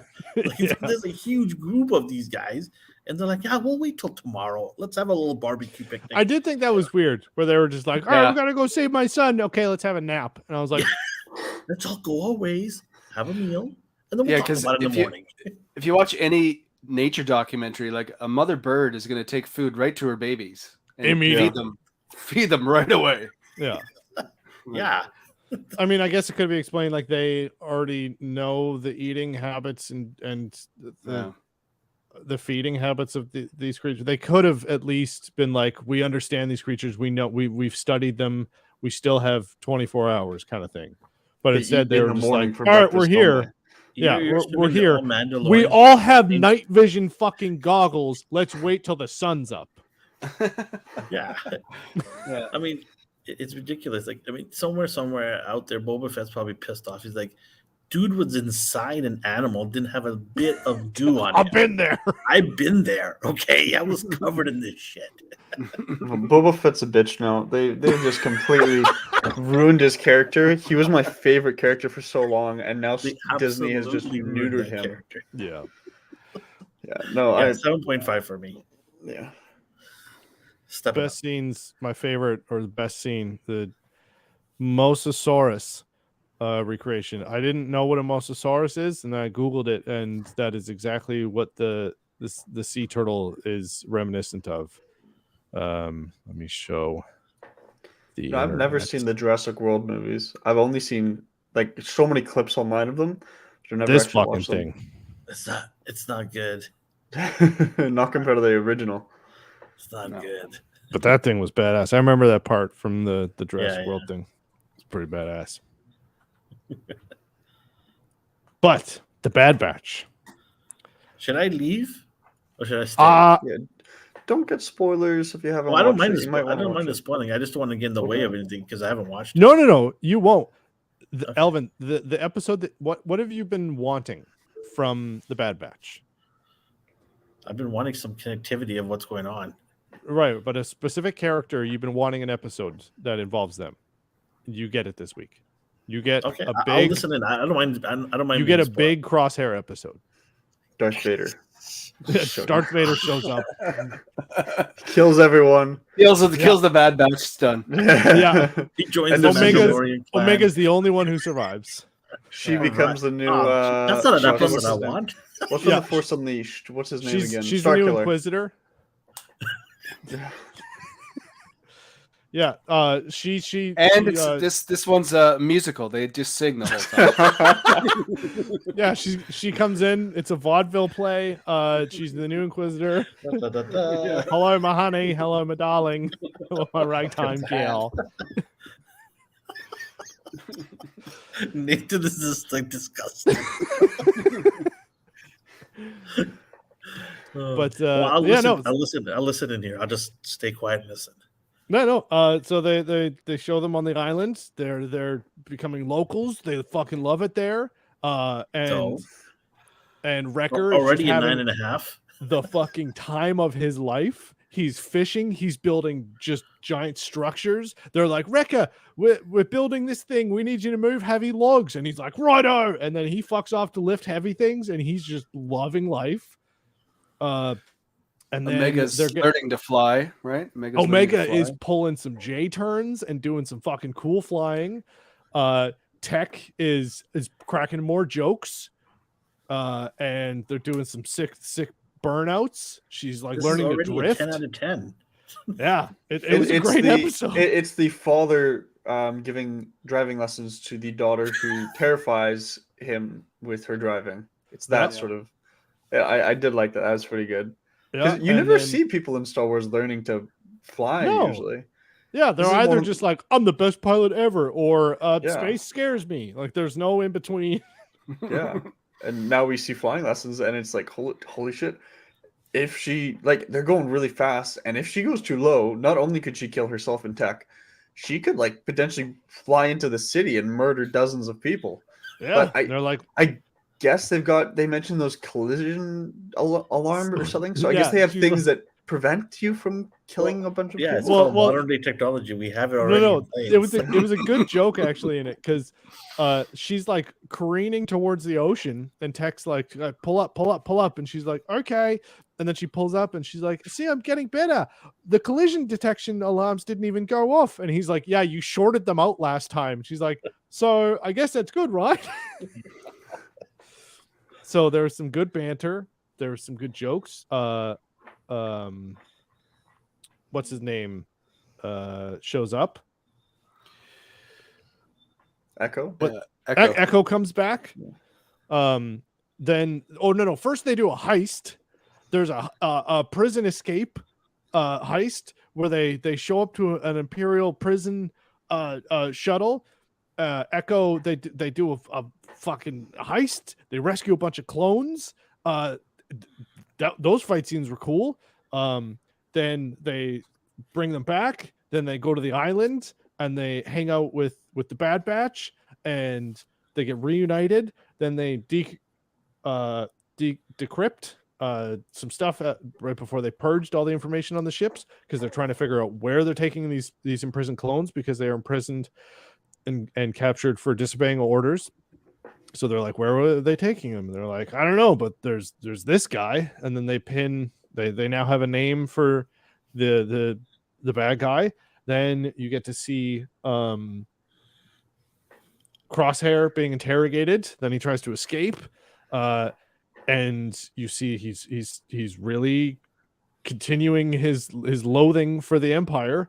And they tell him flat out, they're like, yo, you need to tell us where Clone Force 99 is. They have something we need. And he's like, the child. And he's like, exactly.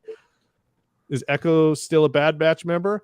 By proxy, yes. He got hired by Rex to do some, because he was technically not part of them at first. They in the first season of the Bad Batch, they rescued him. No, that was not the Bad Batch. That was season 7 of the Clone Wars. Oh, that's right. Yeah. Yep. That's right. That was right. The introduction of them. Yeah. So, Echo was just a regular clone that they rescue after he had a bunch of experimentation done on him, because he was another experiments, and they are all experiments. So they bonded over the Empire just fucking using them as lab rats, or I guess the Republic at that point. But Same thing. yeah, tomato. So yeah, Echo was like a surrogate, or he's adopted, but he's still part of the family. And then yeah, there was a bunch of torture scenes. Also, too, they showed a lot of the torture scenes, which were the same types of things that they had in the movies, and they cut away in the movies, but they showed them in this. Oh, best scenes. Thanks. Elvin, you should vamp and tell people to do that. Yes. Nathan, I'll do your job for you. I'm not on the bottom right now. Oh, I'm sorry. Yeah. If I point down, subscribe. Well, Then yeah, I'm putting it Chris. A little ticker on the bottom there. Thank you for subscribing. Go into our social media places as well: Instagram, Twitter, TikTok. We're doing things there all the time on there. Chris did an awesome. By the way, Chris, I have a bunch of friends who are huge Simpson fans, and they thought your video was outstanding. They loved it. They were laughing. They enjoyed it. Yeah. I thought it was amazing. I loved the Mo video. It's so good. And we got more coming, right? So we got more on the works we're going to be doing, and every Simpsons figure that comes out, we're going to look into doing that. And then a whole bunch more. So yeah, best scene, thanks for subscribing. Make sure to tell your friends and family as well to hit that subscribe button and hit the like button too. We need that because that's how the algorithm is going to come and say, hey, there's interesting stuff going on here. Let's push it out to more people. So thank you again. So Nathan, I guess you can continue where Justin left off on what you thought of the Bad Batch. I haven't seen it, so I really can't really talk too much. No worries. Oh, gosh, what was the last thing he mentioned? He kind of jumped all over the place there. He wasn't really going in order. Okay, just a mess, that you Justin. guys can go. That's what Justin does. He likes to go all over the place. Hello. I was hitting the bullet points. What was that last was a very part exciting that was mentioned before the subscribing thing? Oh, it wasn't the history of Echo joining them. It's tortures, wasn't it? The tortures. Oh, yeah, he was being tortured. This machine takes a year off your life. Name that reference. Torture device. Man with 11 fingers or 9 fingers. A New Hope. Princess Bride. Oh yeah, that's true. Right. Yeah. Oh gosh, that is a long time ago since I've seen that. Really? It was good. I rewatch that like every when I was a few years. kid. That was good. It's the fight scene. The fight scene so and the not the riddle, the cup, the poison thing. Yeah. Iconic. But I am a whatever Devlorian. You can't never double trick cross a Sicilian on Yeah, Sunday, and that sort of thing. Yeah. That was a good, marriage. I had a professor who was a fan of that movie, and he showed us clips of it. So good. I love that movie. Yeah. Wasn't one of the getting back to the Bad Batch, in that opening scene when they're doing the heist, who was the other clone that was with Echo? They named him, yeah. Firestorm?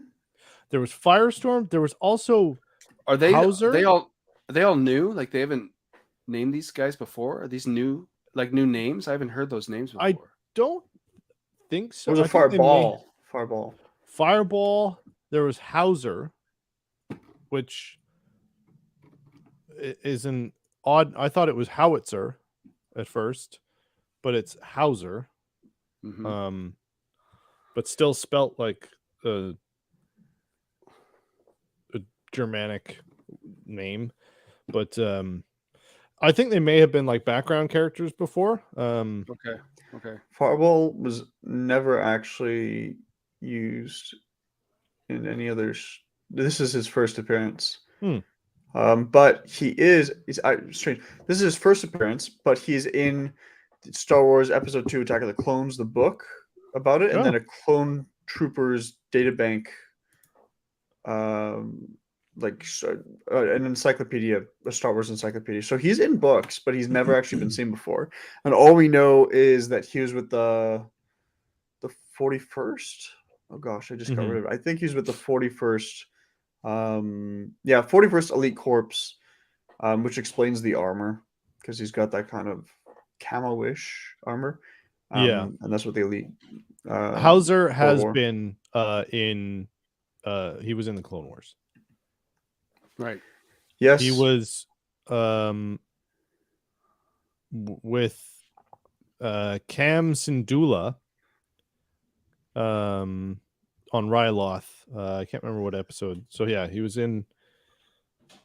Let's see. He had the really cool armor, like the green kind of teal, grainy, or teal. jade sort of, yeah.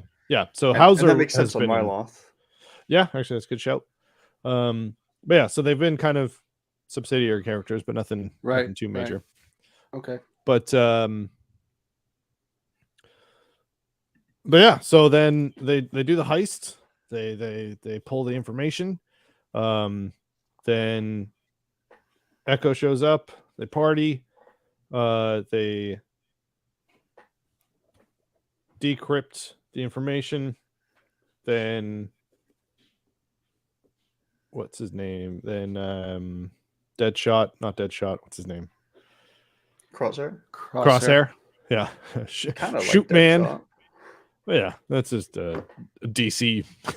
Yeah. He's pretty much just Deadshot, but in the A-Team. But yeah, then he tries to escape. I really like this buildup of Crosshair. It wasn't. It was very reminiscent of Bill Burr's arc in The Mandalorian, where it was like, an ex-military guy with a grudge, and then he finally just snaps and just stands up and shoots a guy in cold blood, or shoots an Imperial officer in cold blood, and it's just like, all right, I'm in it now.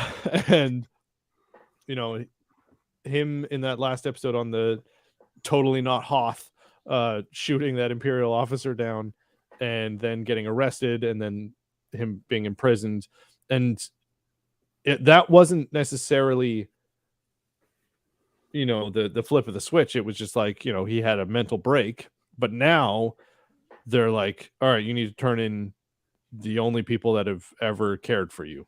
And also too, they're not even being subtle about it. They're like, we need them. They have something we want. And he's like, oh, Omega. And they're like, yep, we need her now. And he's just like, and he's not even like rebellious. He's not even like, you'll never take it. He's just like, fucking kill me.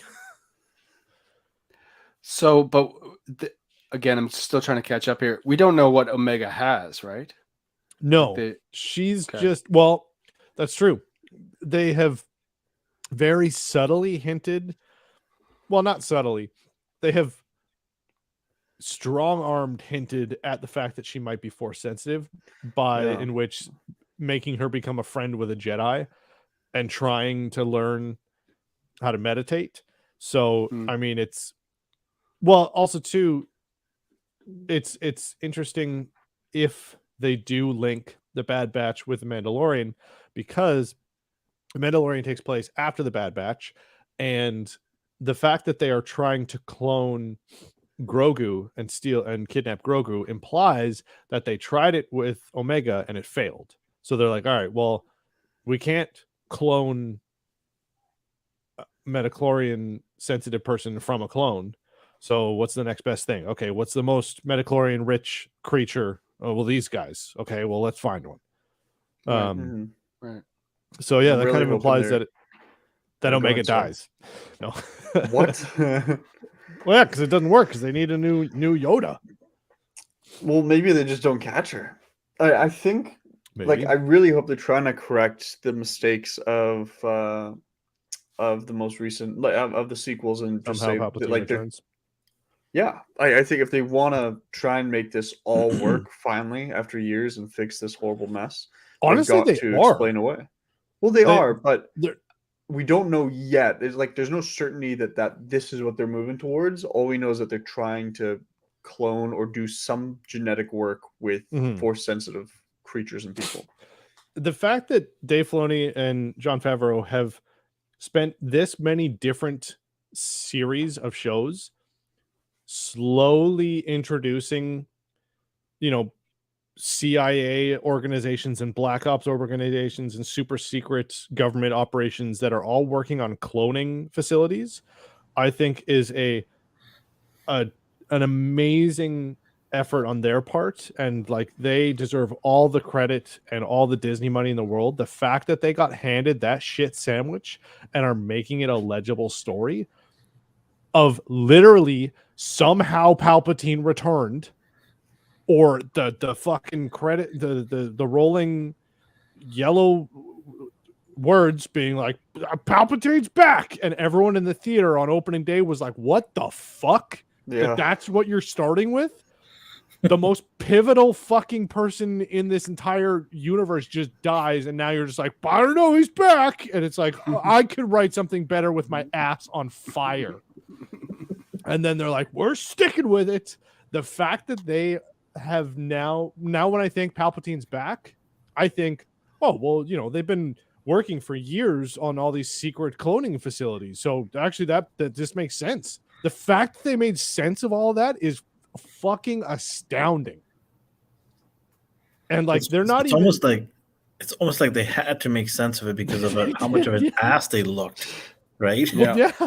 And I think that's also too. Let's fix what Kathleen Kennedy did to destroy the Star Wars, because we need to make more money. And JJ, yes, 100% agree with you. Yeah. Oh, do you know who we're not giving credit for the state of Star Wars? Starts with an R. My last name doesn't end with an R. No. It does end with an R. Director of The Last Jedi. Ryan Johnson. Yeah. Forgot about him. He went in, screwed around, was told like, hey, like we kind of want Snoke around for the third episode. Oh yeah, and he's like, fuck you, he's dead. No, and it's like, if you got a good story to tell, I understand, but if you have a good story to tell and you have an idea for the next movie, then do that. But if you're like, I don't know what you're gonna do for the third one, that's up to you. But the thing that you've asked me to do for you because you're doing that next movie, fuck it, I'm gonna wreck this for you. And not only that, I'm gonna tell a bad story that doesn't make any of this worth it. Mm-hmm. And that's kind of what we got. There are moments in that movie I didn't hate, but it was just But again, I don't actually blame Ryan Johnson. I still blame people above him for not taking control of the whole trilogy from the beginning. They should have vetoed some decisions at the There top. should have been, conversations between all the different people that worked on it. Absolutely. Yeah. It's almost like they played the telephone game to do. Yeah, they played the telephone game with $1 billion fucking franchise, and then we're like, I don't know, sure, just put it in the opening crawl. And now, and that's also too why Jon Favreau and the Dave Filoni are able to kind of like tell Disney to fuck off when because they're just like, we're fixing all of this. You know how much this is, how bad this is, right? Like, we're making this better. And again, they get to point to all of the success that they've had with the multitude, like double-digit amount of seasons of shows that they have done that have been successful and that have been widely renowned as great by the fans and people who are like nitpicking every little canonical thing, and they're all just like, this is great, this is cool, this is made for kids, wow, this is amazing. And they're like, we're doing this. And they're like, well, we need that. Fuck you, we're doing this. And they're like, oh, okay, sure. Justin, you mentioned the telephone thing, and I can just imagine them sitting down, like all the writers, like, okay, guys, I have an idea. We're gonna play the telephone game, and we're gonna start with the plot point. I'm gonna just see where it takes us. Yeah. And someone starts off with, I want Snoke to be a clone of Palpatine, and then it goes all along, and at the very end, they're like, we fucking kill off Snoke. The Palpatine just returns. Yeah. Wait, what? To that? No. Yeah.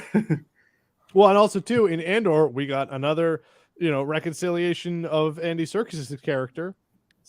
So like Star Wars, if there's a character that you hate in Star Wars, chances are it was because of bad writing or bad presentation, but it's fine because in 3 seasons they're going to come back as a different character and they're going to be fucking awesome. We got that twice in the Obi-Wan show. Although they didn't come back awesome. We had what's his name? the Inquisitor.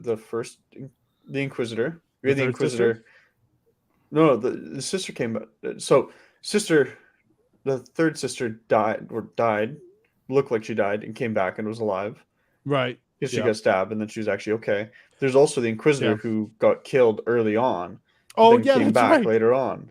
Yeah, so Same many people get season. stabbed by lightsabers, and they're just like, "That's fine. We put some Vaseline on it. They're all right." Yeah. Got my polyspore and we're good. Yeah. Or polysporin, yeah, Vaseline, whatever. It makes as much sense as You what can use fucking Vaseline, happened. it's fine, yeah. It's So space it's- Vaseline. It's fine. I agree that they're definitely trying to fix it because what they did in the sequels. But I'm wondering, sorry, we're going back to Mandalorian here. If it goes, obviously it's going to 4th season. If it goes a 5th season, how much are they going to touch on certain aspects leading in? Is there going to be, they're going to talk about the First Order at some point, or are they going to talk about, I think or is it absolutely. just- yeah, because the what they're building up to in this season of The Mandalorian is showing how frail the New Republic is, because it was a power vacuum, and they came at they came at ruling with such a soft hand and so ignorant of the past, where they were just like, oh, that has anything to do with the Imperial? No, get rid of it. Just burn it. That didn't happen. We don't Right. talk about that. Right. And it was Right. that lack of understanding and acceptance of, their bad past, and just like, real life, if you've done terrible things and you reject it and you don't address it, it's just going to bottle up and fucking bite you in the ass, or something even more egregious is going to just come out and take over. And that's exactly what we're seeing with the the amnesty program. Is they're just, and again, there's so many parallels between real world stuff and here, that where it's just like, yeah, we'll just scoop up all the Nazi scientists, and it's okay, guys. You guys are fine. Just talk to the therapy robot, and you guys are still happy? Okay, cool, good. And they're like, what, Holly? No, nothing ever happened. It's okay. We're all good people. We'll only do good things. Oh, you're using those screwdrivers? No, burn them. We have new ones that have the peace sign on them. Those are good ones. Those are for good people. But then anyone with any type of angst or force comes in and just steamrolls it. And that's, I think we're going to see, and that I'm excited to see that the birth of the First Order. And again, not a great explanation. Terrible writing for the new trilogy, where they were just like, Empire's dead, and oh look, Empire 2.0, Yeah, they're here. yeah. And it's just like, how the fuck did that happen? They're like, I don't know, they're here, they look the same, it's different. And we're like, okay. But I guess we're going to be able to see that. Well, I mean, hopefully the birth of it in The Mandalorian next few seasons, and also Ahsoka, is how the First Order came to power, which is going to be cool. Their eyes are now connected to their mouths. Wow. Yeah.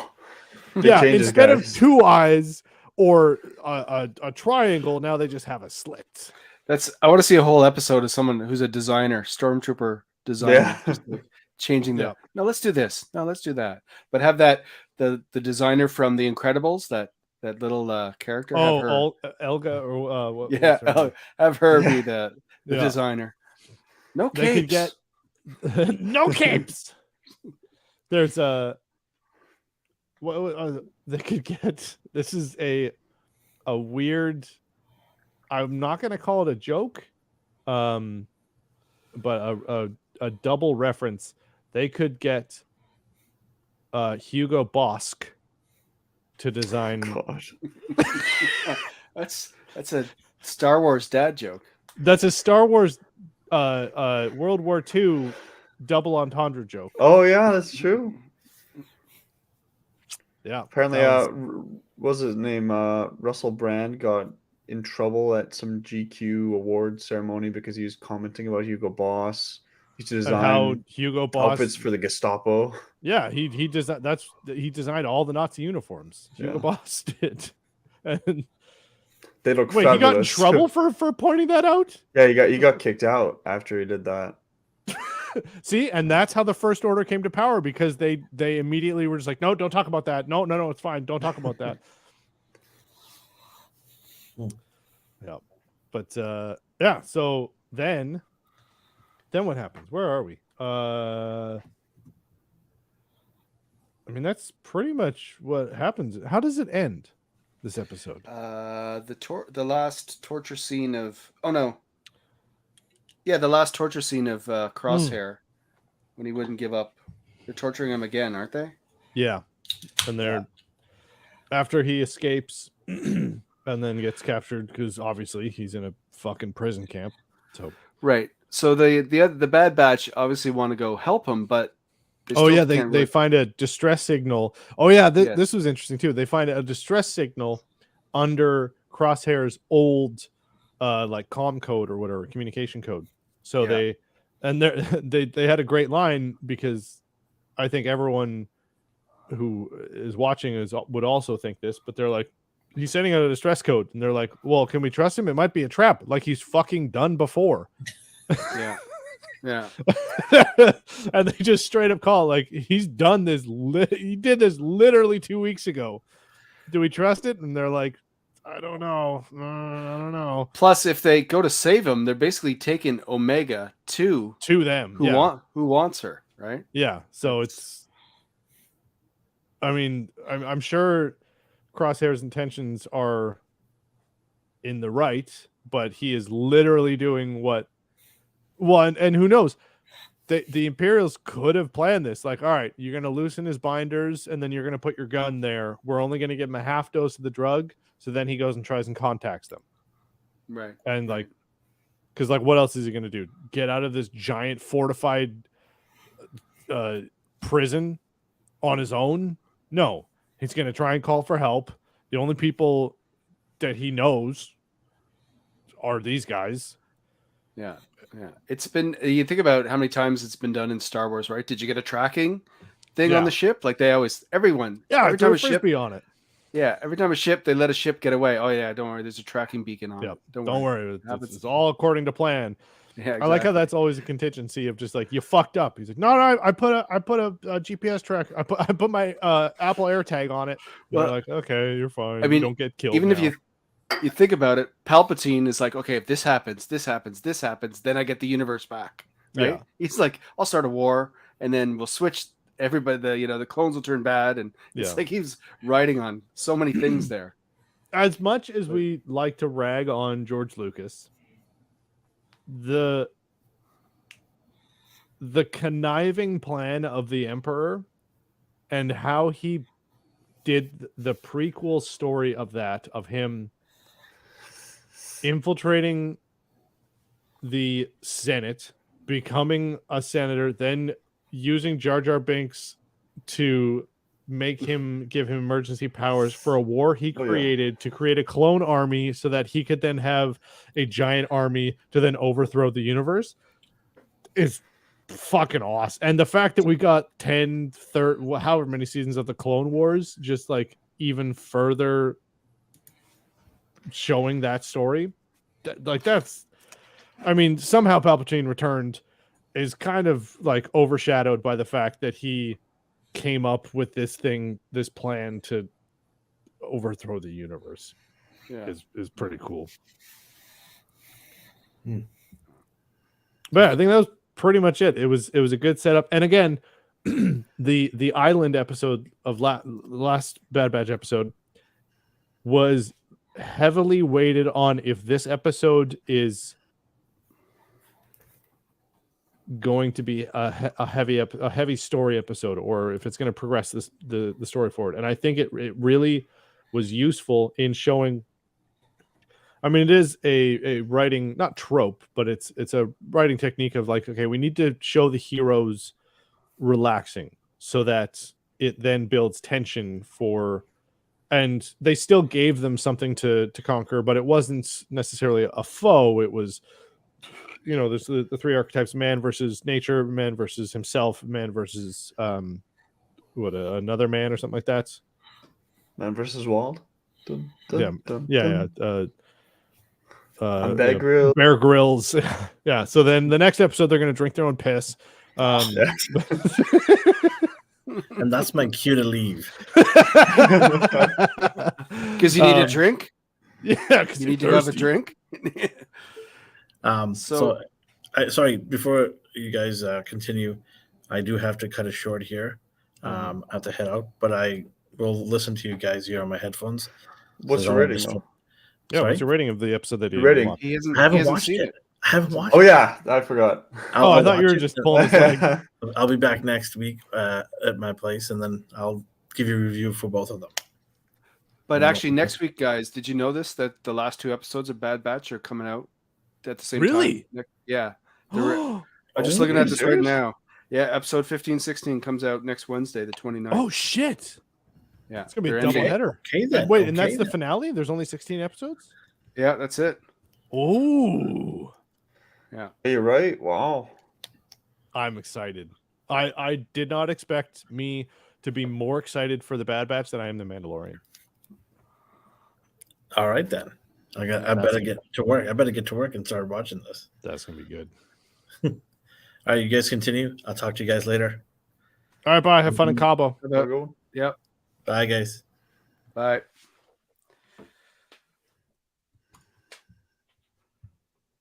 So,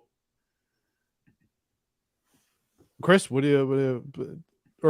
anyone have any other comments? I don't think so. Not for me. I think you guys nailed it on the head about. This episode was called The Turning Point. Wasn't that what it's called or something?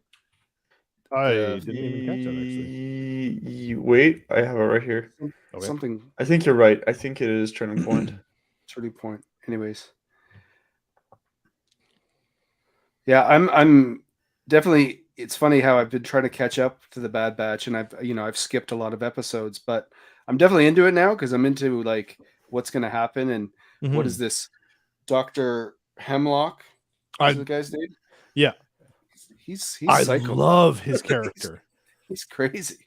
Yeah, like his what was the gas? Like the gas doesn't affect him. Oh or yeah, he gasses him and he goes. Yeah. I have built it, and actually, this brings us to back to Princess Bride reference. Like, I built up an immunity. It doesn't work. Yeah, that's true. That was good. That's right.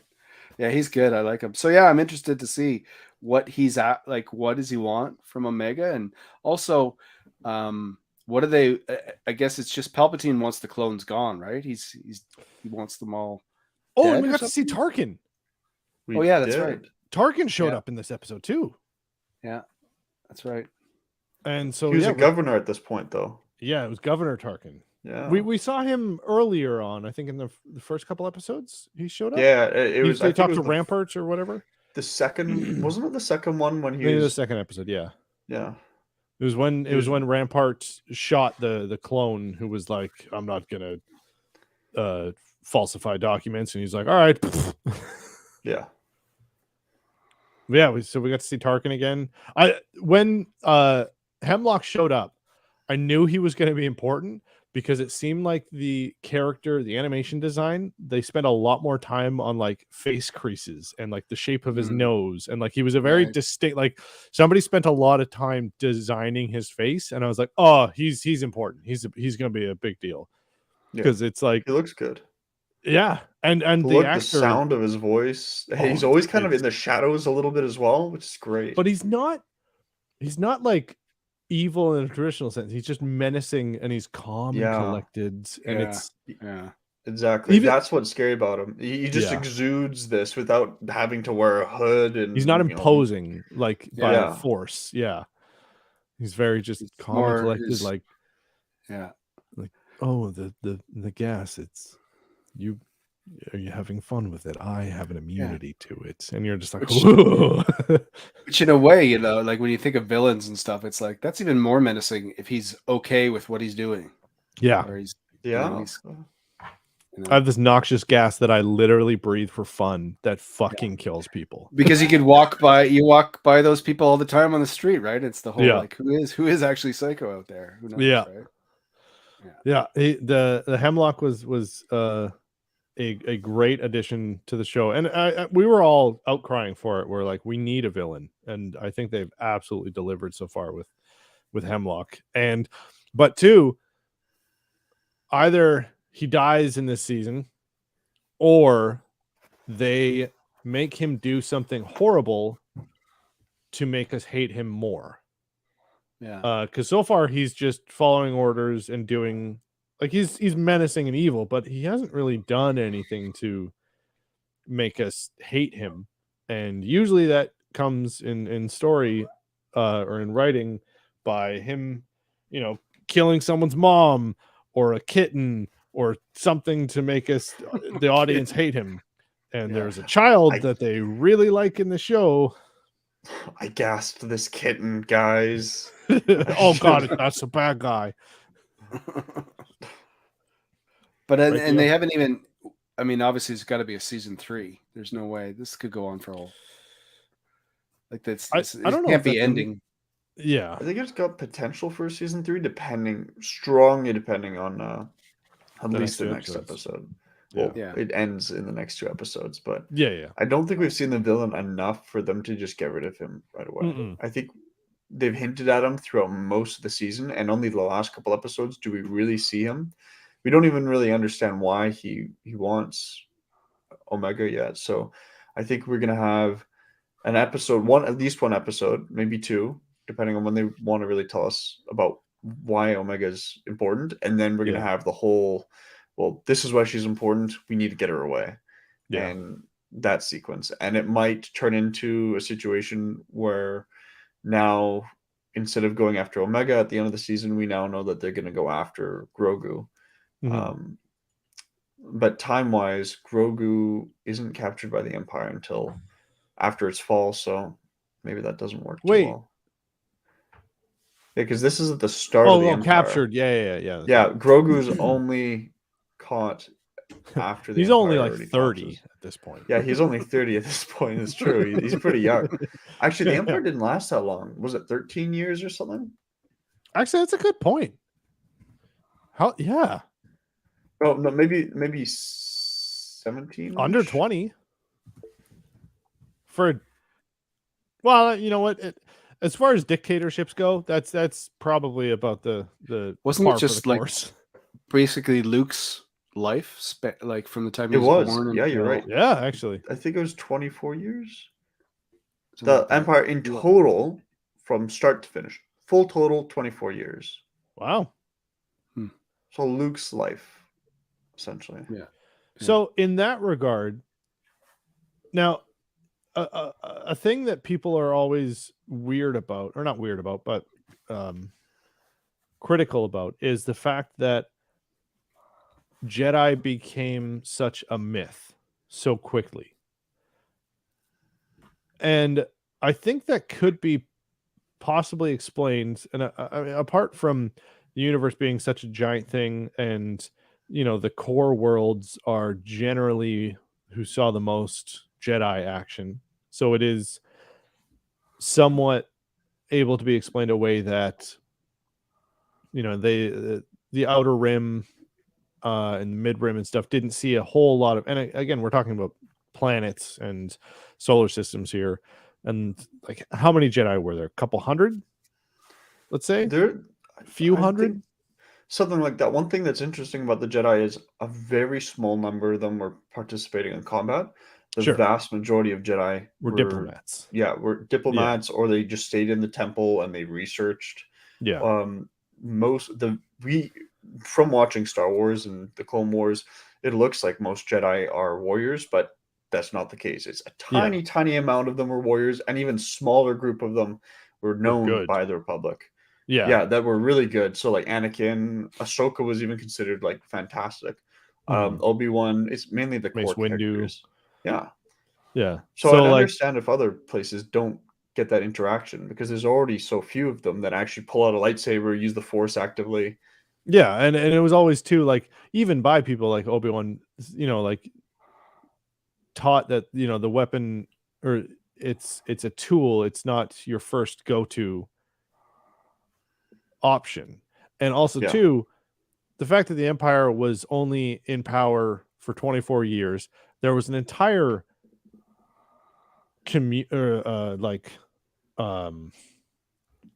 there was an entire population of people that were literally eradicated and wiped out, the clones, and given no rights and completely silenced.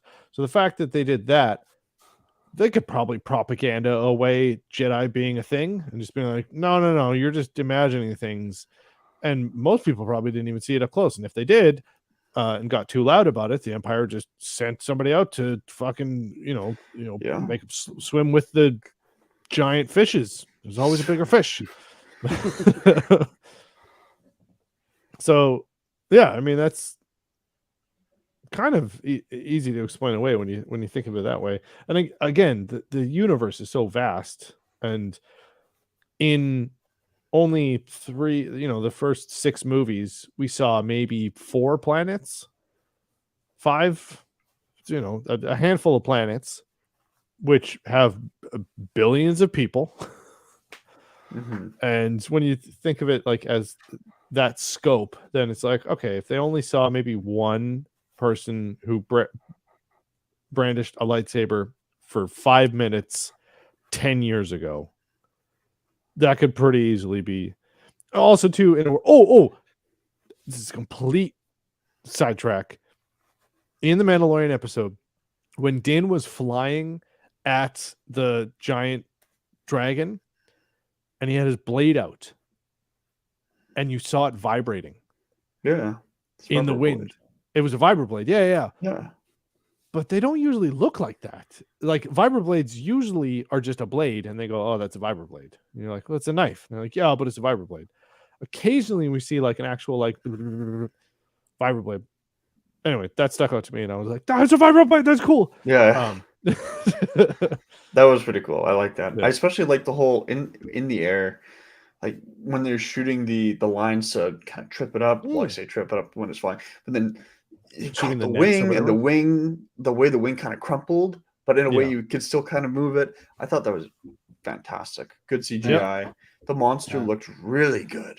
Really good. Yeah. It did. You could definitely see dopey, like, but in a good way. Like, it looked like they weren't trying to make it look cool. Yeah. Like, it was just like, this is a creature. It looks kind of dopey. Its eyes are a little buggy. Like, it was the pug of the dragon community. And I thought it was cool. You can definitely see in now season 3, like the production value and stuff like that, and I know they're still using the virtual production, the volume, but it doesn't seem to be. I think when you go back and look at the first season, it's just like they're just in rooms and he's walking along the desert, and I don't know, there seems to be a lot more. They're just dealing with a lot more space and stuff, and a lot more flying, and I want to see more like actual space battles though, because the space battle in the other episode was so good. It was any of the ship combat, and it definitely feels a lot more spacious. I'm curious to know how much of the volume they're using this, because I know for the first couple of seasons they used it like exclusively, pretty much. But you're right. There's definitely a lot more depth to a lot of the scenes, and I think they did. From a lot of the behind the scenes stuff I've seen, I don't think I've seen the volume once. It's been a lot of location or at least like really well crafted studio shooting stuff. Like Andor didn't use it at all. Oh yeah, Andor was all practical, which I would argue is a huge proponent as to why that show was so fucking why it was so immersive. Right. It's because it didn't have to try to make you immersed in it. It was just like, we are here in this fucking mining town, and you're like, yep, okay, sounds good. Yeah for sure. It's also going to be interesting going forward, like you guys were just saying, like there's that whole show, it's a show called Skeleton Crew that's coming out with what's the name? Jude Law. Yeah. Oh, so it's going to be interesting. It's going to be interesting to see new characters and stuff, but how well will it be received without any kind of, if there's no Jedi, if there's no Well, I think Andor proved that it is possible. But even we didn't see a single lightsaber in that show. That's right. That's right. Like that's the first time in any Star Wars property we have never seen a lightsaber. Not even hinted. Like they maybe like they teased, they dangled like a hilt in front of us with Luthen's character and his staff, and they're like, well, maybe there's a lightsaber, and then nothing happens, and they're like, gotcha. But like that's the first Star Wars property that there has not been a single lightsaber or Jedi. There's been mention of some hokey religion, whatever. And two, this kind of goes to what I was talking about, like of how they can become myth, because like, you know, none of these people ever saw one up close. And so they're just like, yeah, there's some, you know, they can't be that powerful. They just got a vibroblade that they spray painted blue. You're crazy. But yeah, Skeleton Crew all looks over the galaxy, kid. I haven't seen, you know, haven't seen any of this magic, the Force that you describing. I can't remember the line exactly, religions, but something like that. Yeah. Hokey religions and tricks, kid. Yeah. Nothing against a good blaster. That I got from that I got all at once. That Woody Harrelson threw me once by a campfire. That's right. It used to be a rifle, but he just pulled it apart, and now it's a pistol. Yeah.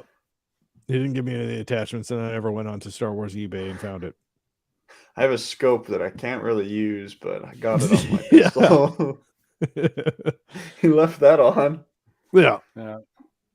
That's definitely why I, you know, again, going forward, I want to see new stories, but I don't want to, you know, I don't want to go, not that if it's going to go back to the past or do any kind of prequel, it's got to be, again, like I don't want to, there's certain stories that, or certain things you should know in Star Wars and not know where they started. Yeah. Or not have to know how they started. So I just hope, you know, I want to expand the universe, but still not have to explain this or that or this, you know, like how Han Solo got his gun or how he got his name. Got his name from an Imperial guy. I called him Solo. Nathan and I talked about this a while ago. Like I rewatched Solo recently, and the first half of that movie is fucking garbage. The second half is the amazing. The first half is like, oh, here's how he got his name. It's like, well, that's wrong. He has a dad, and he was named Solo. You mentioned him in the fucking movie. Here's how he got his gun. It's like, I don't care about that. But the second half is like, here's a sick, awesome heist. Here's Lando Calrissian. Here's Childish Gambino fucking playing fantastic. Han Solo or Lando Calrissian. Yeah. And then we get a Darth Maul cameo that's voiced by you know, the guy who voices him in Clone Wars, but is then played by the guy who does him in Ray Park. Ray Park. And so like there's so many cool things in the latter half of that movie. But again, that was the first non trilogy movie. So that was a good, I think that was a good tester of just like, oh, okay, we're going to try all these things, and they absolutely figured out what worked and what didn't. And then Rogue One came out, and that was, I've said this many times, apart from the respect of the original trilogy, and I know that they're important, Rogue One is my favorite Star Wars movie, period. Like start to finish, I think is a one of the best Star Wars story. And then Andor came from that. And so, yeah, anyway.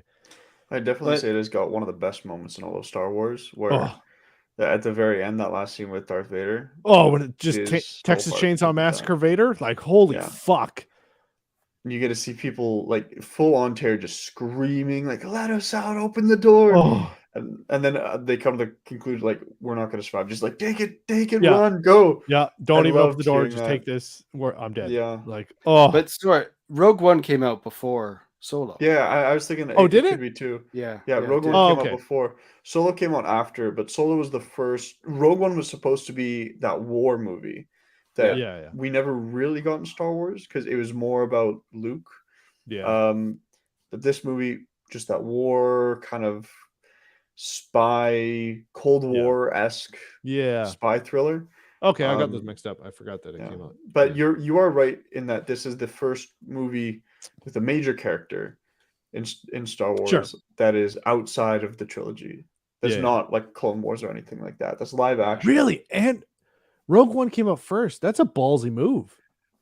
Yeah, it came out because I think they released Force Awakens, and then I feel like you're right.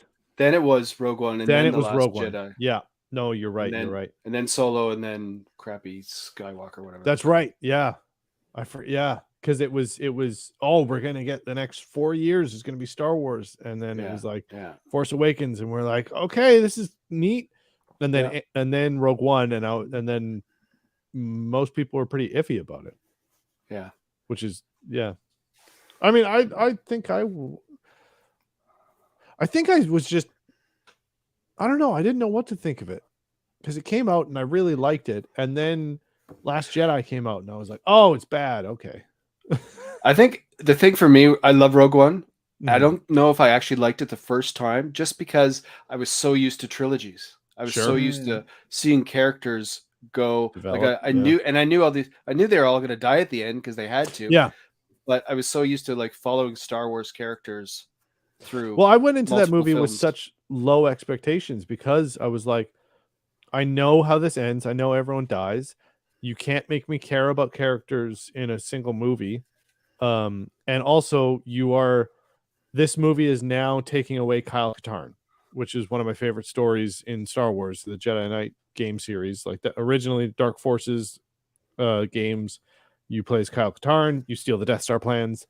Like this movie is retconning Kyle Katarn, and I fucking love those games. And then I went in the theater and I was like, everyone dies, I'm not gonna care. And I was like, oh wait, Donnie Yen's in this? Oh wait, he's gonna be a fucking badass blind religious fanatic about the Force. Cool. All right, he's gonna do some cool shit. Okay. And then Jyn Erso was a fucking phenomenal character. I mean, just everything was like borderline perfect in that movie. But yeah, I came into it. Oh, the Death Troopers. Yeah. And we get Lars Mikkelsen. Or Mads Mikkelsen. And yeah, I got one. I think I do somewhere. Anyway. Yeah, the movie was phenomenal. Yeah. And there was great little callbacks too. Like at the end battle when all the guys they repurposed those guys from the New Hope in the ships. That was amazing.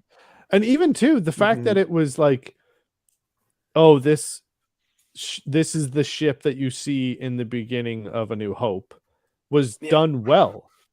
It was kind of weird the fact that they were like, oh, actually he has to pretend, or they're playing coy, like, oh, you're part of the, like, it didn't really make sense, the fact that they literally just finished cutting up their entire squadron of dudes from that ship, then it jumps to hyperspace, then they catch up to it and they go, no, I'm pretty sure you guys are bad, instead of just like nuke everything, murder everyone, blow the ship up.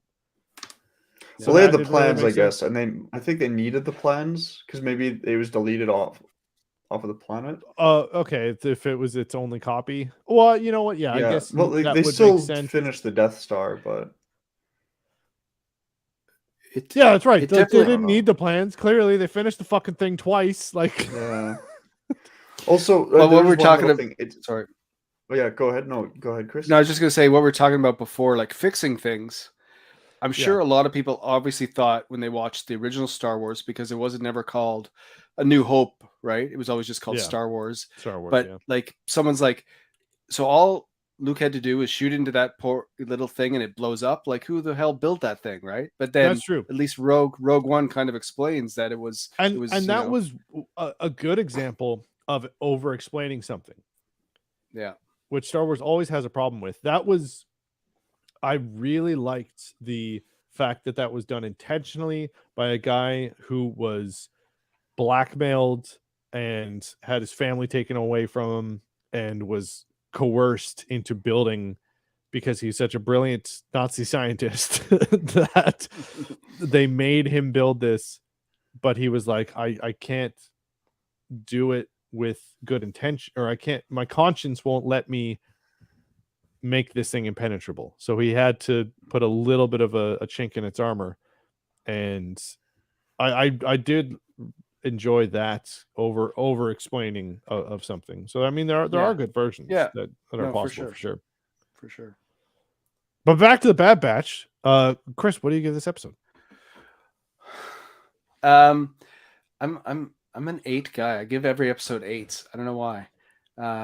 There's this part of me that is never gonna hate Star Wars for some reason, because after, you got to understand, in 1983 when I watched Return of the Jedi, I thought, that's it. I'm never gonna see anything else in my life. Like, Star Wars is done.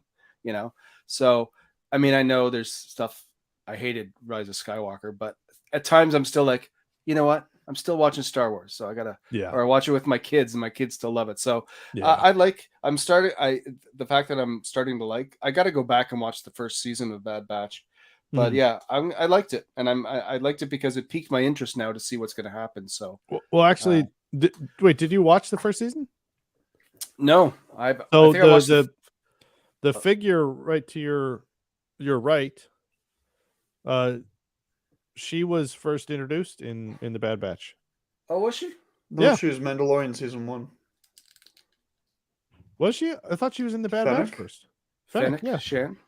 Yeah, let me look up when it was released. I'm not the best at release dates, as we have confirmed with this. But anyway, she's heavily in the first season of the Bad Batch. And also voiced by Ming-Na Wen. I met her. Mandalorian first. Yeah, Ming-Na Wen. Yes. I actually have a last year at Fan Expo, we got a photo. My kids and I got a photo with her.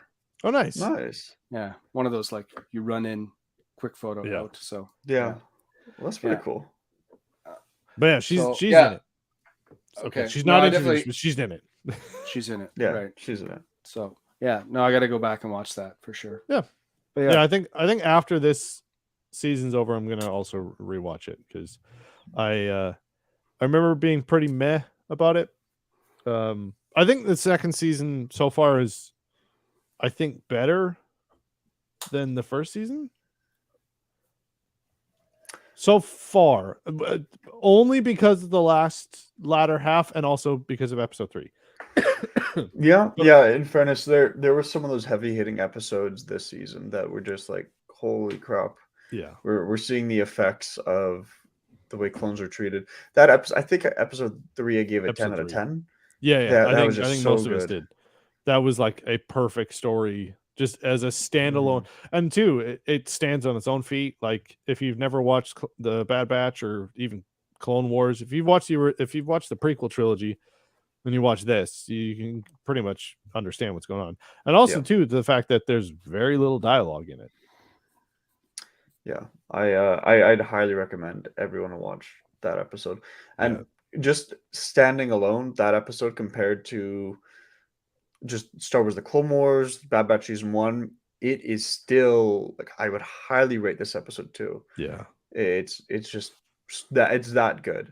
It tells such a great story. It's not like this big complicated story as well. It's just short, just over 20 minutes, under 30 minutes.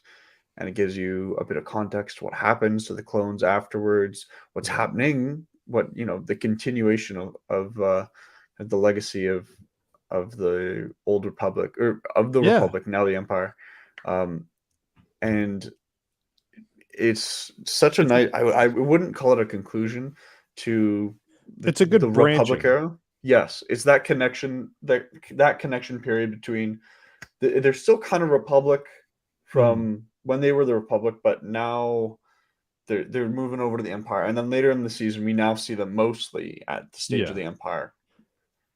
Yeah, if you just saw the original trilogy and the prequel trilogy, you could watch episode 3, and that would be, even if it was just a mini, like a one-off, and they just put that out, and they were like, here's the Bad Batch, they're this weird clone guys or whatever. Actually, I don't think it barely touches on it. It does a bit, but that's a good branching in between the two, of just like, you see the clones, you see the shit that happens to them, and then here's the original trilogy. But Yeah, So you I'd give it an 8. Yep. Nathan, what say you? Funny enough, I was also thinking of giving it about an 8. I was really happy with this week's selection. I'm talking about it like it's a plate of meat. The Bad Batch episode was good. I do wish that they introduced the whole plot a little earlier in the season. It's a good season. Yeah. It's got some parts that they definitely don't need, and This could have been considering that next week 10 is the episode last season. week.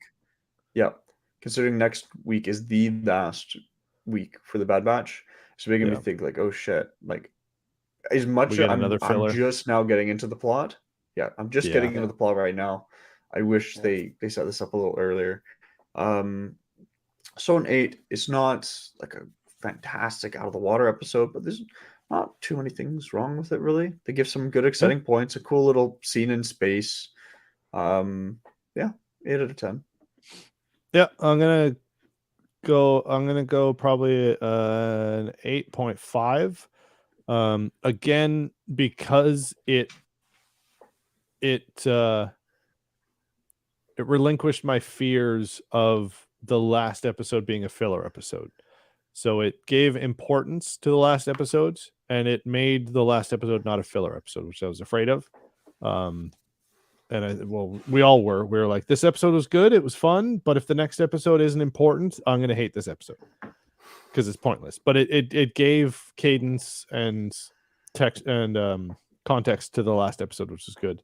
And as we were suspecting or hoping rather that the last episode was going to be the calm before the storm, it is turning into that.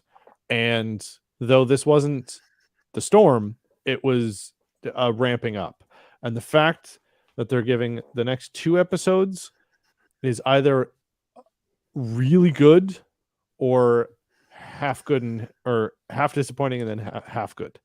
Because either they're losing viewership and they're just like, oh fuck, if we put another filler, nobody's going to forgive us. I would assume that it's like the end of the next episode. It's like they don't want people to wait a week. It might be like a part 1, part 2, because they've done that a couple times earlier this season. Yeah. Remember they did that already. Yeah, they've done. They definitely have. Yeah, done like the first 2 episodes were absolutely a part 1 and part 2, and they put them out, and we were like, thank Christ they did that. And then there was in the middle of the season, we were like, this was a part 1 and part 2. They should have put these out together. So I'm excited for the rest of this. I'm happy with the fact that it is weirdly tying into the Mandalorian, even though they're fairly different timelines. But oddly enough, referencing each other and tying into together, which is awesome that they're having this cohesion between completely different storylines and characters and stuff, but it not being super fan servicey and being like, oh, look who it is, it's Mando, and then applause, and then he hits a jukebox, but they're just subtly tying in the universe together. Because I mean, for the lack of a better term, like it is the same universe, but also it's the same organizations fighting against the same antagonists, and it's cool to see some thought and some communication between writing staff. Yeah, for sure. Yeah. They don't do that enough. No. Cool. Well, all right, guys. Yeah, thanks, internet. I guess we'll see you next week for the exciting conclusion of the Bad Batch, and hopefully we won't be disappointed. And Mando will continue being pretty cool. So anyway, say bye, internet. Bye, internet. Bye, guys.